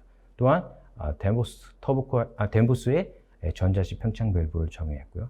당연히 슈퍼히트 과일도 제어를 된다고 보시면 됩니다. 저희가 이제 세 가지 이제 압축기 기종이 있는데 저희가 쓰는 거는 VJ 해치 088-127-160 모델을 쓰고 있습니다. 가장 강력히 모델이고요. 가장 냉동 톤이 큰 모델이라고 보시면 됩니다. 이 압축기를 가져다가 저희가 텐덤홈은 멀티 스테이지로 구성을 한다고 보시면 됩니다. 냉외는 R410A를 사용하고 있습니다. 그래서 퍼머넌트 모터링, 당연히 영구자석 모터를 사용해서 인버터용 스크롤러 압축기를 적용하고 있고요. 다시 한번 설명하는데 용량 조절 범위가 30rp에서 100rps입니다. 용량, 부하에 맞게 용량을 조절함으로써 에너지가 세이빙 된다고 보시면 되고요. 저소음, 저진동의 운전 특성을 갖고 있고요. 또 인버터 모터에 대한 전류 보호 장치를 적용하고 있습니다. 또한 오일 리터 매니지먼트, 압축기에 달려있는 자체적인 컨트롤을 위해서 압축비가 내려갔을 경우에 시스템에 유동되는 오일의 양이 줄어들 경우는 압축기 자체적으로 판단해서 오일 부스터 기능을 해서 압축기로 들어오는 오일량을 일정하게 유지해주는 압축기 보호 기능이 장착이 되어 있습니다. 또한 모두 역산 방지기라 하죠. 역회전 방지 및 토출가스 관리가 기능이 가능하고요. 아까 제가 말씀드렸듯이 덴포스의 강력한 인버터 드라이브를 사용해서 비상시에 드라이브 단독 운전이 가능합니다. 또한 별도의 LCD 창이 부착이 되어 있기 때문에 인버터에 관련된 알람들이 모두 확인 가능하고요. 또한 별도의 LCD 창에는 전력까지 표시가 된다고 보시면 됩니다. 예, 인버터 스크롤 냉동기 계열 특장점이 이어지는데요. 저희는 이제 20펜을 사용해서 압축기 프레셔 레이쇼와 압축비의 압축비가 변경되더라도 응축기 압력을 리니어하게 일정하게 유지시켜줍니다. DC 0에서 10V로 펜을 제어하고요. 당연히 소프 스타터 기능이 있기 때문에 아주 기동 전류도 적게 듭니다. 좀 사이즈가 큰 칠러 유닛 같은 경우는 15kg 이상의 모터를 사용하기 때문에 Y델타 기동이 우선적으로 사용이 됩니다. 그럴 때 온오프함 제어를 하면 온오프 할 때마다 기동이 많이 기동 전류가 많이 들어간다 보시면 되고 이게 다 모두 에너지를 사용한다고 보시면 되거든요. 그래서 라인업을 말씀드리겠습니다. 전체 저희가 멀티 스테이지를 구성하면서요 100RT부터 2000RT까지 이 라인업을 구성하고 있고요. 인버터 스크롤도 마찬가지입니다. 모듈 타입입니다. 그래서 최저 이제 25RT부터 냉동 톤입니다. 25RT부터 250 USRT까지 저희가 제작이 가능하다고 보시면 됩니다. 이제 제품 특징, 경제성, 신뢰성입니다. 이제 무급유, 그다음 정속도, 인버터 터보 냉동기에 대해서 비교를 해봤습니다. 그래서 100% 부하는 동일합니다. 자동차랑 마찬가지라고 보시면 되고요. 그러니까 화석 연료를 사용하는 이제 기름을 사용하는 자동차 같은 경우에는 거의 기계적인 발전은 끝에 왔기 때문에 하이브리드라든지 여러 가지 부수적인 장치를 설치합니다. 마찬가지죠. 정속도 터보 냉동기에다가 인버터를 장착했습니다. COP가 약 9점대 20% 부하일 때. 하지만 무급이 인버터를 사용할 경우에는 COP가 12에서 약 13 정도로 에너지 세이브할 수 있는 구조입니다. 그래서 IPLV, Integrated Part Load Value로 저희가 환산하면요. 정속도가 6.9일 때 무급유는 11.4 정도 IPLV 통합 개수, COP로 환산을 했을 경우에 보유하고 있습니다. 굉장히 많은 수치가 높은 수치죠. 이제 경제성을 이제 비교를 해봤습니다. 이거는 이제 AH 550, 550에 따른 MPLV 운전 조건에서 저희가 175, 50, 25에 대한 부하를 비교해봤습니다. 어떻게 보면 이제 피크죠. 6월부터 8월까지는 약 37.8%가 세이빙 된다고 보시면 됩니다. 스크류 대비해서. 그 다음에 3월, 5월, 9월, 10월. 저희가 간절기 부하라고 부르는 이 계절 같은 경우는 약 56%. 아무래도 피크 때보다 더 많은 세이빙이 되죠. 또한 윈터 시즌 11월, 2월. 호텔 같은 경우에는 11월, 2월까지도 일단 상업용 빌딩에 생각하시면 호텔 같은 경우 11월, 2월까지도 냉방을 합니다. 이 시기에는 73%째 경이적인 에너지 세이빙하는 솔루션이 있습니다. 그래서 연간 운전 비용 다시 한번 비교해 봤는데요. 일단 순행식 스크류 대비해서 약 54.8% 절감이 되고요. 터보 냉동기 대비해서 오일을 사용하는 터보 냉동기 대비해서도 39.3% 절감 효과가 있습니다. 또한 50% 부하일 경우에는요. 순행식 스크류 대비해서 64.1% 절감이 되고요. 터보 냉동기 대비해서 46.2% 절감이 됩니다.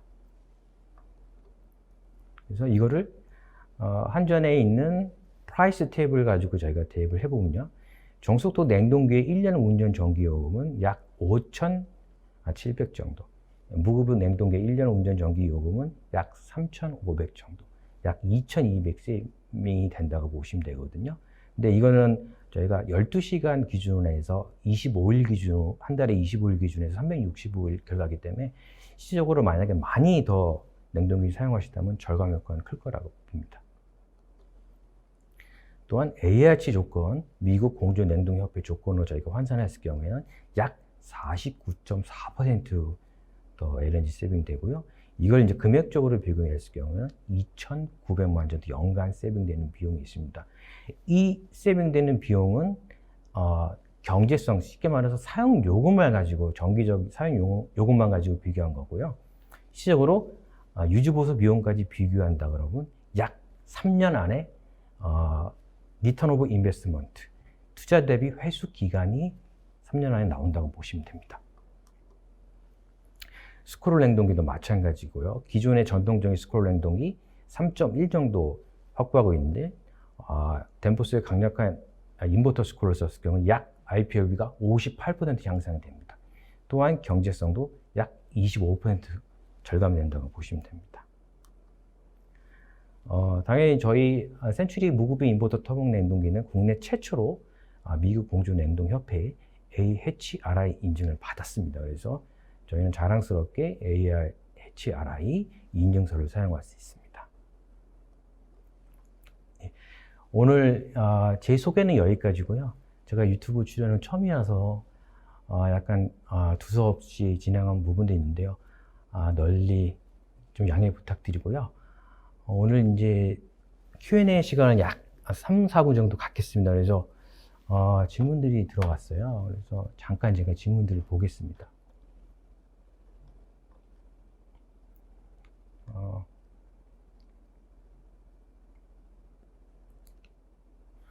이제 안기혁 님이 질문하셨는데요. 무급유 냉동기가 덴포스 원심력 압축기 기술을 사용했는데 기존 외산 덴포스 기술을 사용해서 나온 제품과의 차별화된 점은 무엇이 있나요? 좋은 질문인데요. 세계 덴포스 압축기, 터보코어 압축기가 워낙 강력한 솔루션이기 때문에 여러 이제 외국계 회사들에서 이제 압축기를 받아다가 제작을 합니다. 그래서 칠러를 내놓는데 저희 같은 경우에는 주기적으로 덴포스 터보코어 미국 본사와 코업을 통해서 저희가 주기적으로 기술 교육이라든지 그다음에 서비스 파트 확보라든지 이런 걸 통해서 외산 업체가 제공할 수 없는 빠른 서비스 첫 번째, 두 번째 외산 업체 같은 경우는 단수 제품을 수입하는 구조로서 공장에서 압축기 스탁을 보유하고 있지 않습니다. 저희 같은 경우는 덴포스 터보코어로부터 연간 압축기를 공급받아 저희 웨어하우스, 저희 창고에 압축기를 항상 기종별로 보관하고 있기 때문에 빠른 서비스의 장점이 있다고 보시면 됩니다.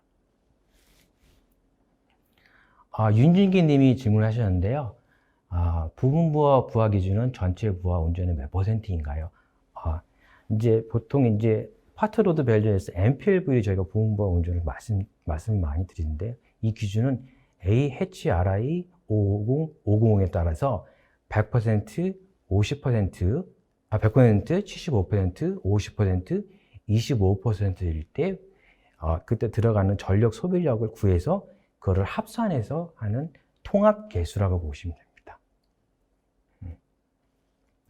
또 안기영 님이 질문하셨는데요. 센츄리 무급유 터보 냉동기의 공냉식의 최소 용량은 것은 어떤 것이며 사용된 특화된 기술이 있는지요? 저희가 공냉식 같은 경우에는 저희가 최소 80할 때까지 가능하고요. 사용된 특화된 저희가 이제 덴포스의 강력한 드라이브를 가지고 응축기 팬도 정밀하게 인버터를 제어하는 시스템이라고 보시면 되고요.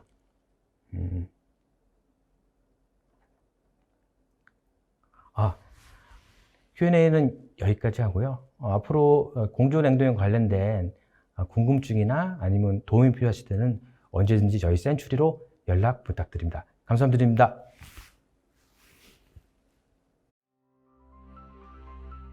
보다 스마트한 빌딩을 위해 오늘의 에너지 효율은 내일의 기회를 만듭니다. 건축가인 저에게 사람들은 새로운 영역을 개척하기를 바랍니다. 하지만 모든 프로젝트의 진정한 성공은 건물의 소유주와 관리자 그리고 거주자들의 요구에 대한 올바른 대답을 찾는 데 달려 있습니다. 점점 성장하는 우리의 도시에서 에너지 효율의 필요성은 계속 커지고 있습니다. 그리고 이를 가능하게 하는 기술은 사람과 환경 모두의 이익이 되는 더 스마트한 건물을 만드는 데 기여합니다. 특히 대형 상업 빌딩에서는 매우 많은 에너지를 필요로 합니다. 난방, 환기 및 에어컨 시스템은 빌딩 에너지 소비의 50%를 차지합니다. 여기 550m가 넘는 한국에서 가장 높은 빌딩인 롯데월드 타워가 있습니다. 덴포스는 세계에서 5번째로 높은 초고층 빌딩의 개발과 운영에 대한 어려움을 충분히 이해하고 HVAC 시스템을 효율적으로 제어하고 엄격한 환경적인 요건을 충족시키는 솔루션을 제공하였습니다. 덴포스의 솔루션은 낮은 운영 비용과 고조파 저감, 화재 시 안전에 대한 고객의 모든 요구를 충족하고 있습니다. 이를 통해 현재 롯데월드 타워는 에너지 효율과 쾌적함 그리고 아름다운 건축물의 상징으로 우뚝 솟아 있습니다. 오피스 빌딩, 공공기관, 호텔, 유통 매장 등 전 세계 곳곳에서 이러한 덴포스의 혁신적인 솔루션은 저와 같은 건축가가 더 적은 것으로 더 많은 것을 얻는 건축물을 설계할 수 있도록 돕습니다. 건물의 소유주와 운영자는 보다 저렴한 에너지 비용으로 안정적인 공기조화 시스템을 관리하고 건물의 이용자들은 이상적인 실내 환경을 누릴 수 있습니다. 그리고 도시는 보다 지속 가능한 방식으로 성장하게 됩니다. 이것이 우리가 혁신과 효율의 새로운 기준을 제시하며 건물을 짓는 방법입니다. 저는 건축가 양진석입니다. 대한민국은 지속적으로 빠르게 성장하고 있습니다. 이는 많은 가능성을 만듭니다. 스마트 빌딩에서부터 지속 가능한 도시의 스카이라인까지 오늘의 에너지 효율은 내일의 기회를 만듭니다. 댄포스 Engineering Tomorrow. 안녕하세요. 댄포스 드라이브 사업부의 조윤섭입니다. 이전 시간에 소개된 HVAC 4.0 시대의 트렌드 내용과 연계해서 기존 모터 변속 장치로의 단순한 역할로 사용되어 온 드라이브를 급격하게 변화하고 있는 IoT 시대에 맞게 여러 기능들을 융합하는 원격 관리 시스템으로 구현하여 설비 관리를 보다 효과적으로 개선하는 방안에 대해 설명드리고 그 개선안을 제안드리고자 합니다. FC102 드라이브는 전 세계 최초로 드라이브를 양산한 댄포스의 공조 냉동 분야 노하우와 모든 기술이 집약된 제품으로 높은 신뢰도와 내구성, 다양한 특화 기능들을 제공합니다. 용량은 200V급에서 160kW까지, 400V급에서 1000kW까지 대부분의 공조 냉동 설비 부하를 단일 기종으로 구성할 수 있으며 IoT 융합 구성의 가장 중요한 요소 중 하나인 통신 기능은 인터넷을 직접 연결할 수 있는 이더넷 IP 통신을 비롯하여 거의 모든 통신 프로토콜을 지원합니다.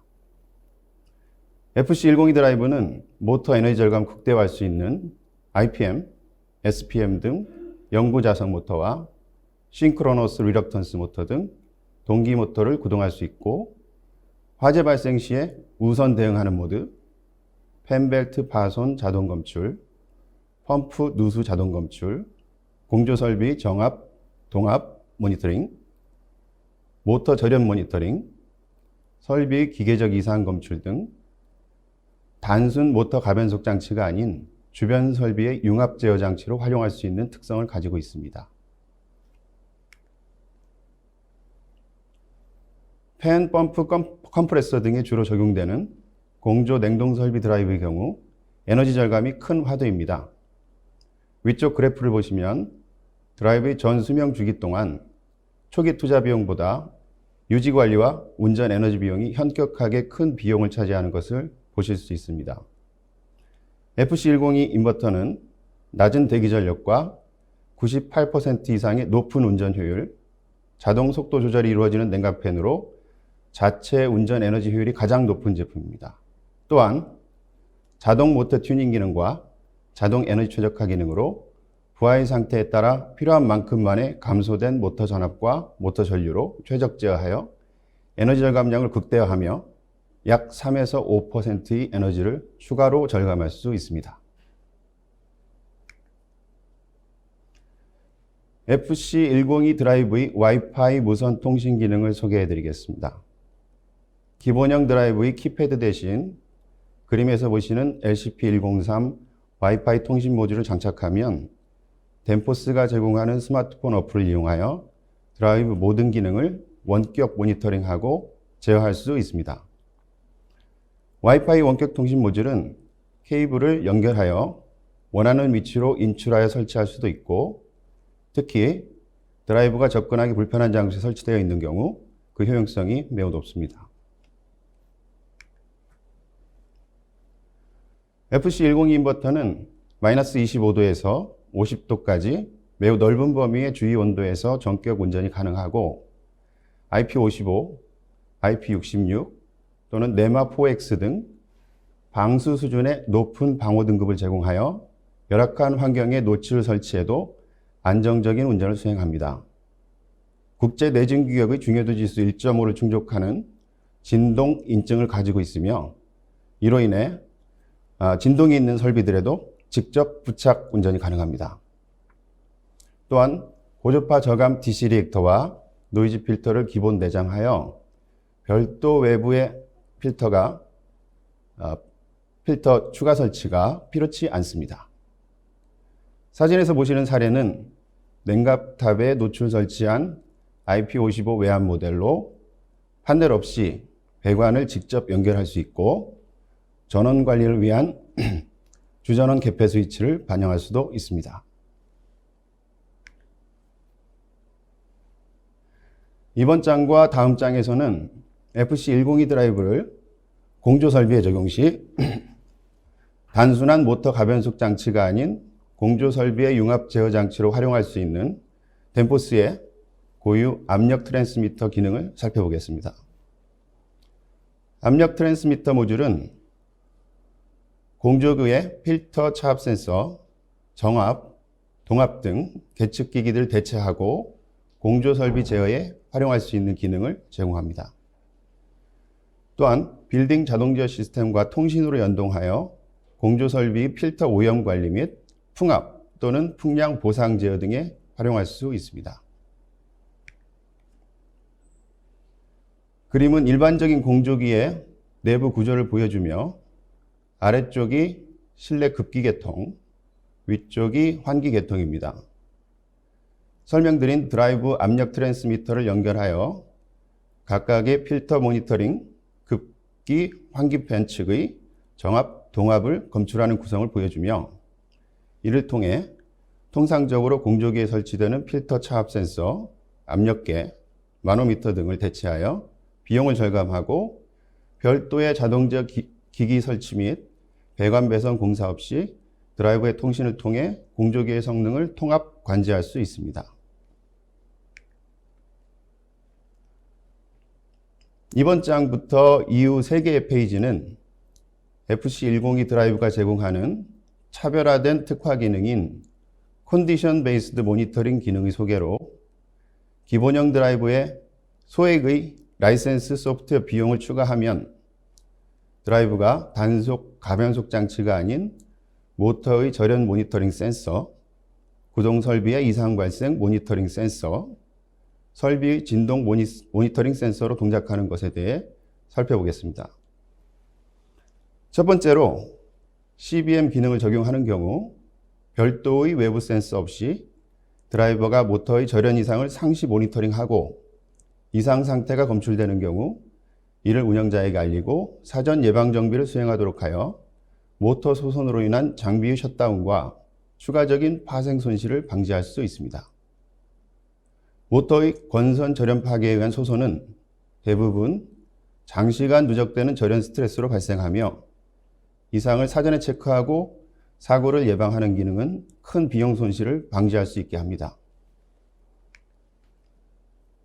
컨디션 베이스드 모니터링 기능의 두 번째 기능으로 외부 진동 센서를 드라이브에 연결하는 경우 설비의 기계적 진동을 모니터링할 수 있고 예를 들어 축의 불균형, 나사의 풀림, 기계적 뒤틀림, 기계적 공진 등 설비의 망실을 야기할 수 있는 기계 진동 상태를 모니터링하고 이에 따른 예방 정비를 수행할 수 있도록 해줍니다.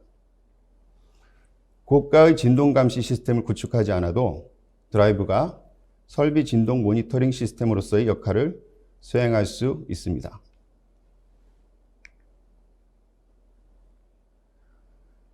CBM 기능의 세 번째 기능은 부하 설비의 이상 변동을 검출하고 이를 운영자에게 알리는 기능입니다.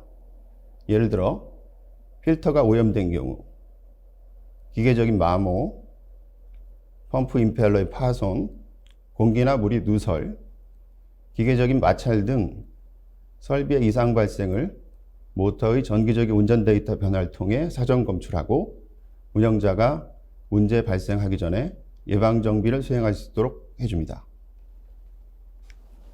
지금 보시는 화면은 덴포스가 자체 클라우드 서버와 인터넷 통신을 연결하여 제공하는 드라이브 프로 원격 모니터링 시스템의 관제 화면 예시로 컨디션 베이스드 모니터링 기능을 적용한 경우의 진동 모니터링에 대한 화면 예시입니다. 동일한 형태의 직관적 그래프로 모터의 절연과 부하 이상 변동을 모니터링할 수 있습니다. 그래프에서 보시는 빨간 원 안에 있는 검은 점의 경우 현재의 운전점 데이터를 나타내고 가로축은 속도, 세로축은 정상 상태를 벗어난 정도를 나타냅니다. 노란색의 1차 사전 경고 그래프, 주황색의 2차 사전 경고 그래프, 붉은색의 보호 트립 레벨 그래프로 이루어지며 운영자가 손쉽게 그 레벨을 사전 설정할 수 있습니다. 운전점의 상태가 설정된 기준선을 벗어나면 즉시 운영자에게 사전 경고를 전달합니다. 지금 보시는 화면은 덴포스 드라이브 프로 원격 모니터링 서비스가 제공하는 통합 모니터링 화면의 예시입니다. 붉은색 박스로 표기한 드라이브의 운전 시간, 실시간 소모 전력, 적산 전력, CO2 절감량 등의 에너지 관리 데이터를 표시할 수도 있고요.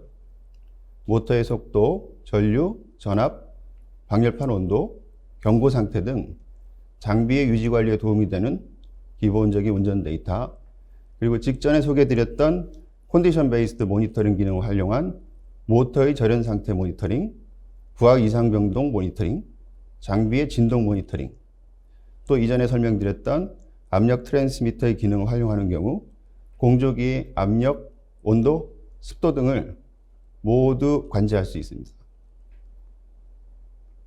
다음 장에 소개해드리는 그 외 다양한 운전 정보를 자유롭게 구성하고 설비의 운영 효과를 극대화할 수 있습니다. 덴포스 드라이브 프로 원격 모니터링 기능은 덴포스에서 제공하는 글로벌 클라우드 서비스와 통신 연계를 통해 구성되며 사용자가 언제든지 인터넷을 통해 접속하고 장비 운용 상태를 일목요연하게 감시하고 제어할 수 있습니다.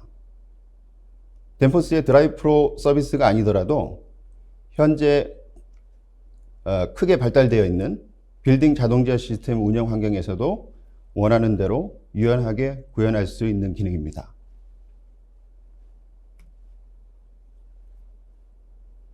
앞에 설명드린 드라이브와의 통신 구성을 통해 관리할 수 있는 융합 데이터의 추가적인 예시입니다.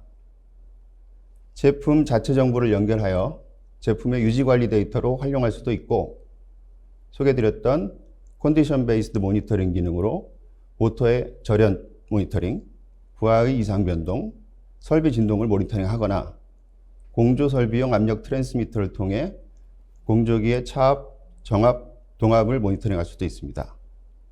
또한 자체 내장된 고유의 에너지 로그 기능으로 에너지 절감 비용과 CO2 저감량을 모니터링할 수도 있습니다. 또 하나의 고유 기능으로 설비 예방 정비 기능을 활용하는 경우 드라이브 자체가 아닌 운전하는 설비의 운전 시간에 따른 운용 설비의 유지 관리 스케줄 기능으로 활용할 수도 있습니다. 이상으로 설명드린 덴포스 드라이브의 특화 기능을 통해 IoT, HVAC 4.0 시대에 맞는 보다 효과적인 드라이브 시스템의 구성에 대해 제안드리고자 합니다. 전 세계적으로 드라이브 적용 시에 바이패스 회로를 기본으로 적용하는 국가는 우리나라와 미국뿐인 것으로 알고 있으며, 그 외 유럽 등 대다수의 국가는 특별히 필요한 경우가 아니면 바이패스 회로를 반영하지 않고 있습니다. 바이패스 회로의 적용 시 불가피하게 판넬이 필요하게 되고 상대적으로 큰 설치 비용과 공간 자산을 필요로 하며 드라이브와 자동제어 시스템 간 통신의 활용에 제약이 생기게 됩니다. 바이패스 회로가 없는 경우 드라이브 고장 시의 신속한 임시 운전 방안에 대해 우려하실 수도 있는데요. 신뢰도 높은 드라이브를 적용하면 드라이브의 수명이 다할 때까지 큰 어려움을 겪지 않을 수도 있습니다. 일례로 저희가 공급드린 국내 모 바이오 플랜트에 동종의 드라이브 약 2,000여 대가 약 9년째 바이패스 없이 운용되고 있는데, 그간 보고된 이상의 경우는 단 2건으로 냉각팬의 이상 등 경미한 이상 발생이었습니다. 또한 스페어 유니트를 구비하는 경우 키패드의 프로그램 업로드, 다운로드 기능을 활용하여 약 20분이면 교체 및 정상 가동까지 수행할 수도 있습니다. 설명드린 기능과 같이 통신 운용을 강화하고 드라이브를 단순한 모터 가변속 장치가 아닌 설비의 융합 제어 장치로 활용하면 큰 비용을 들이지 않고도 설비 운영 효과를 극대화할 수 있습니다. 이상으로 IoT HVA 4.0 시대의 효과적인 드라이브 활용 방안에 대해 좋은 아이디어를 얻으셨길 바라며 이만 소개를 마치겠습니다. 경청해 주셔서 감사합니다.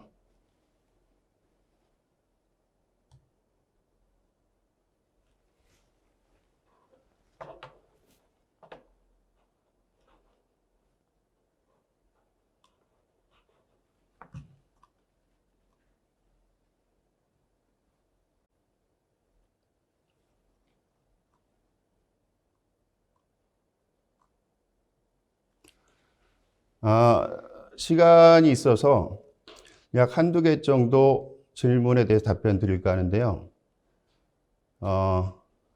덴포스 드라이브 사용에 따른 노이즈나 고저파에 대한 설명을 드릴 수 있을까요? 이렇게 질문을 주셨고요. 좋은 질문이십니다.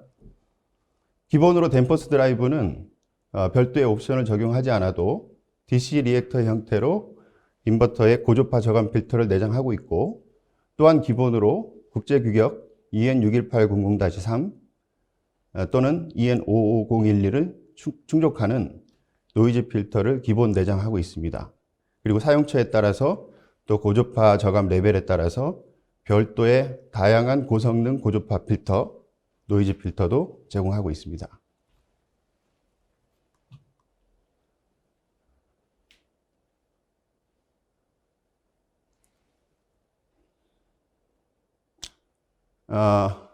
또 하나 와이파이 관련해서 질문을 주셨는데요.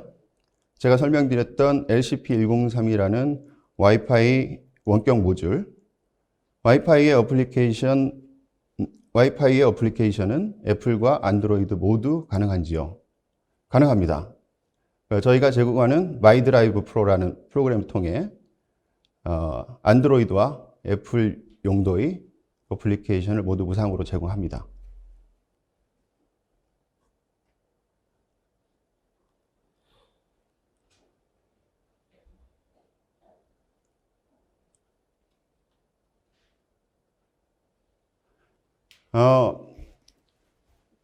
원격 모니터링 기능, 특히 인터넷을 통한 원격 관제에 대해서 질문 주신 것 같은데요. HVA 시스템과 BMS, 빌딩 자동제어 시스템, 그리고 모바일 구조의 보안적인 위험이 고려되었는지 궁금합니다. 아주 많은 고려가 되어 있고요. 우선 와이파이 모듈의 경우는 국제 규격을 충족하는 WPA 패스워드 보안 기능을 이미 보유하고 있고요. 설명드렸던 덴포스 드라이브 프로의 원격 모니터링 시스템의 경우도 상당히 강도 높은 보안 규정을 가지고 있습니다. 관련해서 상세한 내용이 필요하시면 보여드리는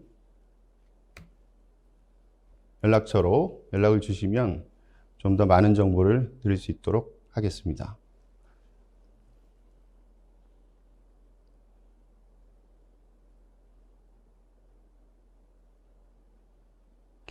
네, 이상으로 설명을 마치겠습니다. 감사합니다. 오늘의 신뢰가는 기술은 조선해양 산업을 위한 내일의 기회를 만듭니다. 저는 서울대학교 교수입니다. 조선해양 산업의 오랜 전통과 미래를 가진 한국에서 조선해양공학을 가르치고 있습니다. 효율적이고 신뢰성 있는 시스템을 구축하고 엄격한 규제에 미리 대응하는 것은 글로벌 차원에서 경쟁력을 유지하는 열쇠입니다. 미래의 엔지니어인 학생들은 환경적인 영향을 효율적으로 감소시킴과 동시에 선박의 높은 성능을 유지해야 하는 상황을 인식해야 합니다. 저는 덴포스의 전기 추진 솔루션이 적용된 해양과학 조사선을 좋은 적용 사례로 소개하고자 합니다. 덴포스는 30년 이상 조선해양 산업을 위해 혁신적이고 신뢰성 있는 기술을 제공해온 기업입니다. STX가 건조한 5,900톤 규모의 이 해양과학 조사선은 극한의 외부 환경에서도 안정적인 운항을 돕는 속도 기반의 파워 제어 드라이브 시스템을 필요로 합니다. 덴포스는 에너지 효율을 높이면서 낮은 수준의 소음과 진동을 유지해야 하는 이 선박의 엄격한 요구사항을 충족시켰습니다. 그 예로 추진용 시스템에 적용된 드라이브 솔루션은 장기적으로 선박 운항 시스템의 효율을 최적화합니다. 그리고 이것은 적은 연료 소비를 의미하며 대기 중으로 배출되는 이산화탄소를 감축시킵니다. 또한 덴포스의 솔루션은 엔진 구동 시스템에도 사용됩니다. 고효율의 센서 기술은 최적화된 제어를 가능하게 하고 선박의 안정성을 향상시키며 장기적으로 비용 절감에 기여합니다. 한국의 조선해양산업은 매우 많은 잠재력을 갖고 있습니다. 덴포스는 선주와 조선사 그리고 시스템 통합 관리자에게 빠르게 변화하는 산업 환경에서 방향을 설정하고 지속적으로 보다 적은 것으로 보다 많은 것을 얻을 수 있는 훌륭한 방법을 제시합니다. 그리고 제가 하는 연구와 강의가 내일의 엔지니어들이 한국의 조선해양산업을 위한 보다 지속 가능하고 경쟁력 있는 미래를 만드는 데 영감이 되길 바랍니다. 저는 조선해양공학 교수 노명일입니다. 대한민국은 지속적으로 빠르게 성장하고 있습니다. 이는 많은 가능성을 만듭니다. 효율적인 시스템에서부터 고성능의 조선해양 비즈니스까지 오늘의 신뢰는 내일의 기회를 만듭니다. 덴포스 Engineering Tomorrow. 안녕하십니까. 저는 스마트 빌딩을 위한 덴포스 노보콘 디지털 하이드로닉 솔루션을 주제로 여러분을 찾아뵙게 된 덴포스 코리아 히팅 사업부 김정한 매니저입니다. 현재 우리는 4차 산업시대라고 불릴 정도로 빠른 속도로 디지털 시대를 맞이하고 있습니다. 또한 우리의 삶은 도심 집중화 속에 과거와 비교할 수 없을 정도로 엄청난 에너지를 사용하고 있습니다. 이로 인해 이산화탄소 증가로 지구 온난화가 가속화되고 있으며 무분별한 에너지 사용으로 인해 발생되는 미세먼지의 공포 속에 살고 있습니다. 따라서 어떻게 하면 에너지 사용량을 최소화하고 스마트한 HVAC 냉난방 순환수 시스템을 운영할 수 있을지에 관한 주제로 디지털 하이드로닉 솔루션에 대하여 발표를 진행하겠습니다.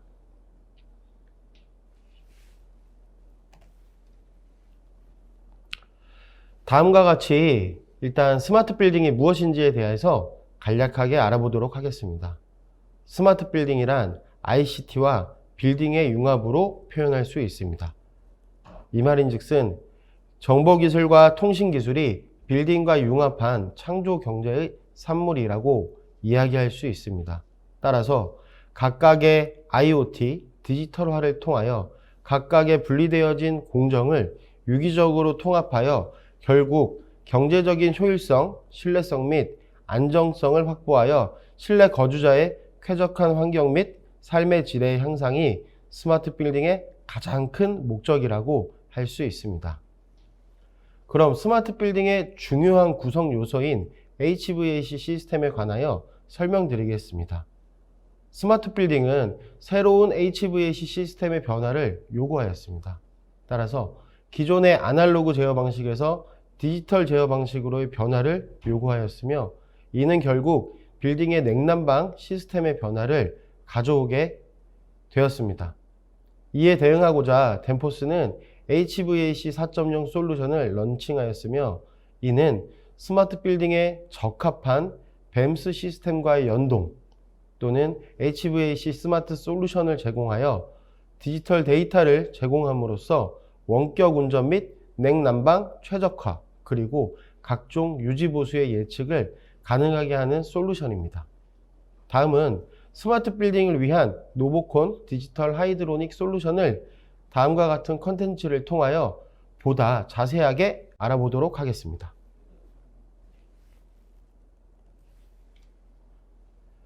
디지털 하이드로닉 솔루션은 하드웨어와 디지털의 결합으로 하드웨어의 정확한 퍼포먼스가 즉 정확한 유량 제어가 반드시 기반되어야 합니다. 하드웨어인 덴포스 ABQM 밸브는 소구경, 중구경, 대구경 전반적으로 완벽한 리니어 제어 특성으로 차암 및 부하 변동에 따라 정확한 유량을 제어하는 특성을 가지고 있습니다. 이를 기반으로 다양한 디지털 솔루션을 제공할 수 있습니다. 다음으로 노보콘 디지털 하이드로닉 솔루션의 핵심인 디지털 구동기에 대하여 말씀드리겠습니다. 노보콘 디지털 솔루션은 디지털 제어를 바탕으로 백넷, 모드버스, 통신 프로토콜을 사용합니다. 또한 데이지 체인 연결 방식을 사용하여 DDC 접점 포인트를 최소화할 수 있으며 각각의 고유 번호의 주소가 자동으로 지정되는 편리함을 가지고 있습니다. 또한 BMS 시스템과 양방향 통신 및 데이터 교환이 가능하며 프로그램을 통한 펌웨어 업그레이드가 가능합니다.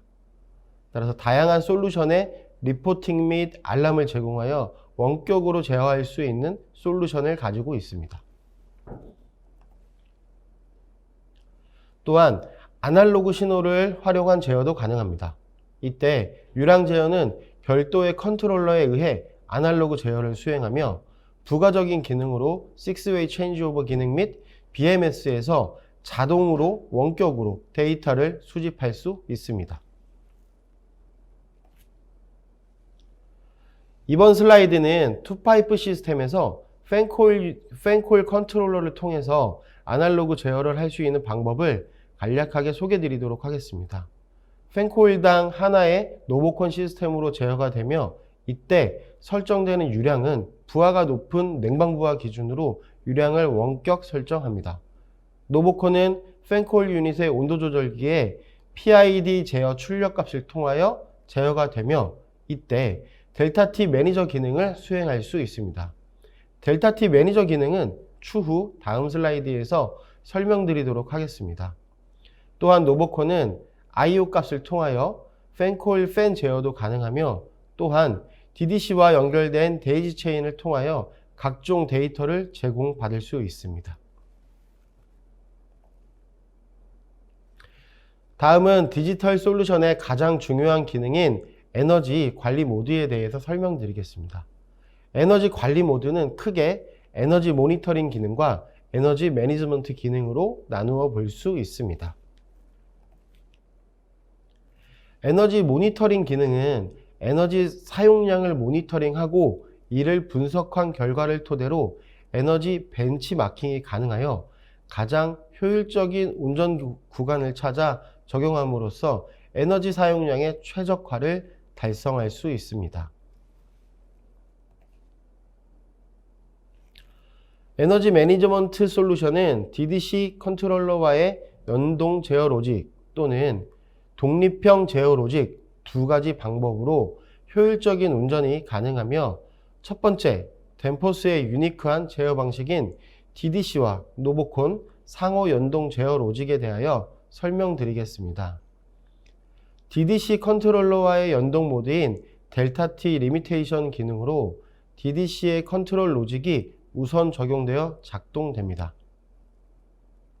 하지만 설정된 델타 T 리미테이션에 도달하면 노보콘 컨트롤러가 제어 우선권을 넘겨받아 설정된 델타 T를 유지하는 기능이 활성화됩니다. 이후 델타 T 설정값 이상으로 부하가 발생하면 활성 모드가 해제되어 DDC 컨트롤 제어 신호에 따라 운전되며 위와 같은 로직을 반복적으로 수행합니다.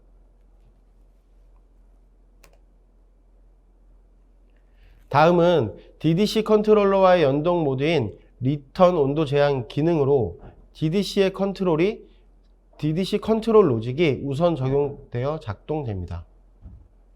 하지만 설정된 리턴 온도에 도달하면 노보콘 컨트롤러가 제어의 우선권을 넘겨받아 설정된 리턴 온도를 유지하는 기능이 활성화됩니다.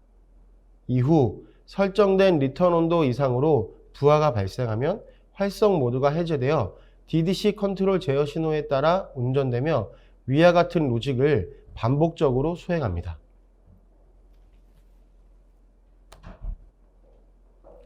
다음은 DDC와 노보콘 연동이 관련된 포파이프 시스템의 대략적인 소개입니다.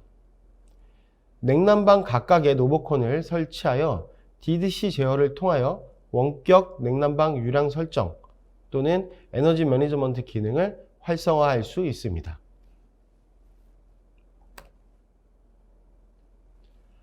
이번에는 독립형 제어 솔루션에 관하여 설명드리겠습니다.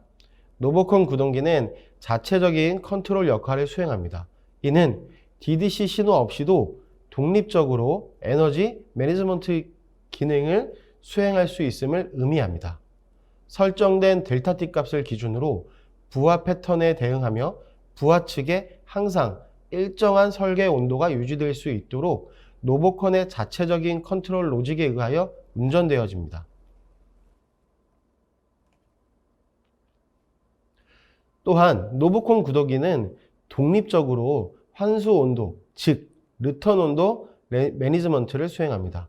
설정된 리턴 온도를 기준으로 부하 패턴에 대응하며 부하 측에 항상 일정한 설계 리턴 온도가 유지될 수 있도록 노보콘의 자체적인 컨트롤 로직에 의하여 운전되어집니다. 다음은 독립적인 컨트롤러와 관련된 시스템의 대략적인 소개입니다. 해당 시스템은 예시이며 해당 시스템은 별도의 자동 제어 로직이 없이 와이파이 및 모드버스 게이트웨이를 통하여 노보콘의 독립적인 컨트롤 로직으로 제어되는 예시를 보여드리는 슬라이드입니다.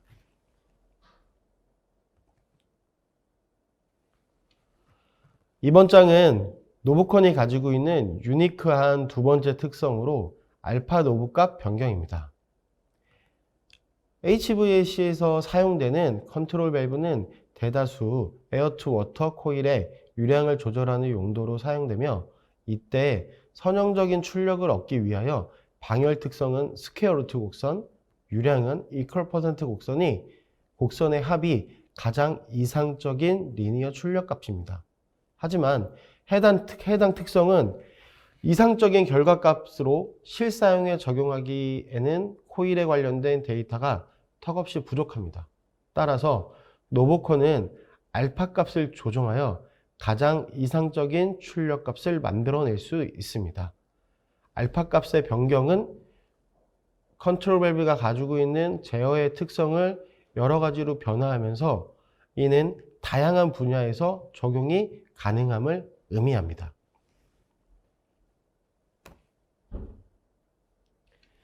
다음은 스마트 빌딩의 일부분인 BIM에 대하여 설명드리겠습니다. 일단 BIM은 빌딩 인포메이션 모델링의 약어로 그 정의는 인텔리전트 또는 지능형 3D 모델을 기반으로 프로젝트 전체 생애 주기에 발생되는 계획, 설계, 시공, 운영, 유지 보수에 관한 문서 관리, 그 다음에 각종 시스템 간의 코디네이션 및 시뮬레이션을 가능하게 하는 프로세스를 의미합니다. 따라서 BIM은 스마트 빌딩을 구현하기 위하여 프로젝트 전 공정에서 요구되고 있습니다. 이에 덴포스는 현재 디지털 디자인 센터 등 BIM을 서포트하기 위하여 다양한 방법으로 고객의 요청에 대응하고 있습니다.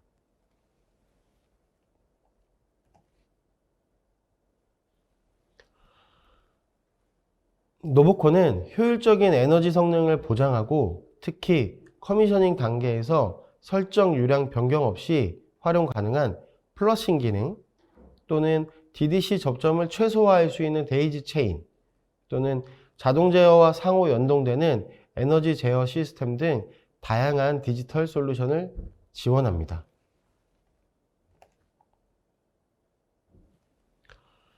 현재 우리는 HVAC 시스템에서 스마트 빌딩 및 에너지 최적화를 위하여 다양한 방법을 시도하고 있습니다. 하지만 대다수 초점은 열원의 최적화 또는 반송 동력의 최적화에만 초점을 맞추고 있습니다. 이는 직접적 에너지를 사용하는 장비에만 국한된 초점이라고 할 수 있습니다. 하지만 장비는 말단 시스템에 따라 효율에 큰 영향을 받으므로 시스템의 최적화와 반드시 융합하여야만 유기적인 스마트 빌딩이 탄생할 수 있습니다. 이에 덴포스 노보콘 디지털 하이드로닉 솔루션은 스마트 빌딩에서 요구하는 다양한 솔루션을 제공하여 HVAC 시스템을 서로 융합하여 보다 효율적인 에너지 관리 및 쾌적한 환경 조성을 통하여 거주자의 만족도를 높일 수 있는 최상의 솔루션이라고 설명드립니다. 이상 제가 준비된 슬라이드는 다 발표를 좀 드렸고요. 이제는 발표 내용에 대해서 Q&A 시간을 좀 가져보도록 하겠습니다.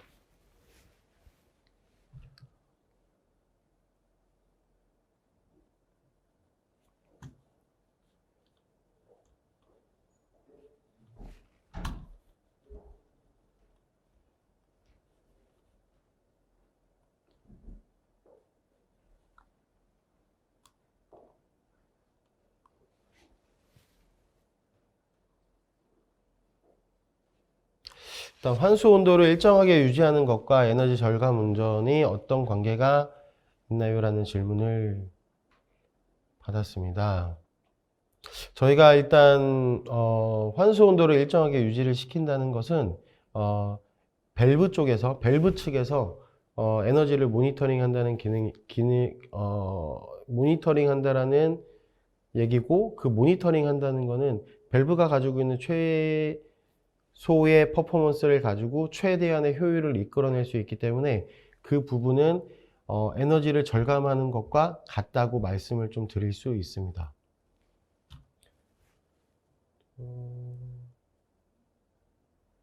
또 그 다음에 이제 데이터 센터에서 저희 이제 냉수식 항온항습기에 최적화된 하이드로닉 솔루션이 있나요? 라는 질문을 주셨습니다. 데이터 센터에서 사용하는 예전에는 이제 PUE가 주로 많이 고려가 되고 전력 사용량에 대한 고민들이 많았었는데 이제 2000년, 2011년, 2015년도가 지나가면서부터는 WUE, 그래서 이제 워터에 대한 사용량에 대해서도 많은 관심들을 갖고 있습니다. 그래서 사실 냉수식 항온항습기에는 제가 가장 최적의 하이드로닉 솔루션은 저희 알파값 밸류를 조절을 하면서 여러 가지 에너지 모니터링을 통해서 최적화되는 구간을 찾고 그 부분을 에너지 벤치마킹을 통해서 적용하는 솔루션이 가장 합리적, 가장 효율적인 방법의 덴포스가 가지고 있는 솔루션이 아닐까라는 생각이 듭니다.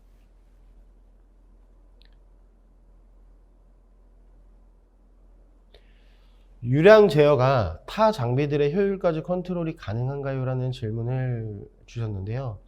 일단 유량 제어를 한다는 것은 결국 장비가 퍼포먼스를 낼 수 있도록 일정 부분 유량의 제어를 통해서 반송 동력에 영향을 줄 수도 있는 부분이고, 반송 동력이 줄어들면 그만큼 에너지 효율이 줄어들고요. 그 다음에 냉동기나 보일러 같은 경우는 처음에 설계된 온도 델타 T와 같이 델타 T로 운전이 되어야만 그 퍼포먼스를 유지할 수 있습니다. 그래서 그 유량 제어가 다른 타 장비들한테는 굉장하게 민감한, 효율적인 변화가 굉장히 민감하게 이루어질 수 있는 부분이다 라고 말씀을 드릴 수 있습니다. 설비 모니터링을 하는 부분에 있어 가지고 저희가 뱀스라든가 여러 가지를 검토하다 보면 보안적인 부분에 대해서 많은 질문들도 오고 여러 가지 해결책들을 가지고 여러 가지 솔루션들을 요청을 하고 있는데, 현재는 저희가 별도의 무선 시스템이 아니라 저희는 유선 시스템을 가지고 있기 때문에 그래도 보안에 있어서는 무선 시스템보다는 유선 시스템이 조금 더 안전하다고 말씀을 드릴 수 있습니다.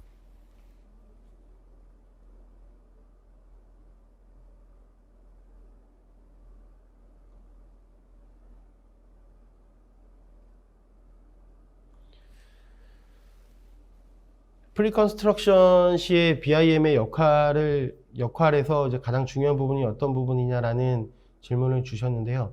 이 질문은 아까 전에 첫 번째 저희 김대훈 매니저가 설명드렸던 섹션하고도 연관이 되는 부분입니다. 그래서 에너지 시뮬레이션을 하고 실제 현장에서 적용되는 장비나 아니면은 뭐 해당하는 뭐 말단의 유니트들의 퍼포먼스가 어떻게 차이가 나는지에 대해서 질문을 주셨던 걸로 제가 기억을 하는데, 가장 중요한 게 BIM을 통해서 그런 시뮬레이션과 현장에서 실제로 움직여지는 성능에 대한 갭을 최대한 줄일 수 있는 부분이 BIM의 핵심이라고 볼 수 있습니다. 그래서 BIM을 검토하는 수준이 점점점 높아지면 높아질수록 실제 현장에서 실제 사이트에서 일어나는 현상들, 그 다음에 장비의 개런티 부분들이 훨씬 더 앞으로 계속해서 발전해 나갈, BIM을 적용하면서 그 갭은 점점점 줄어들고 안정적으로 운영이 될 것이라고 저는 판단하고 있습니다.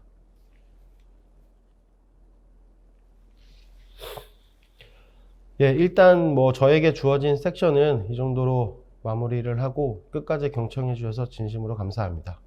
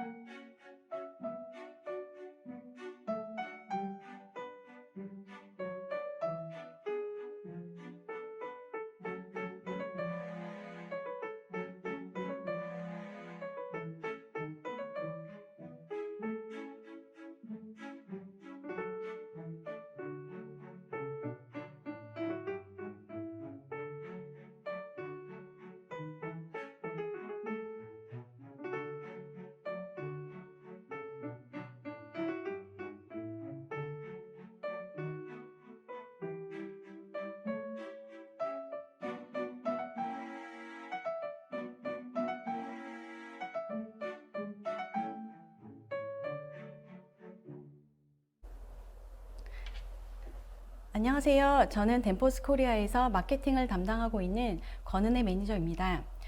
지금까지 오늘의 예정된 발표가 모두 마무리되었습니다. 발표자 여러분들 모두 수고하셨습니다. 마지막으로 중요한 부탁의 말씀이 있어서 제가 이 자리에 서게 되었습니다.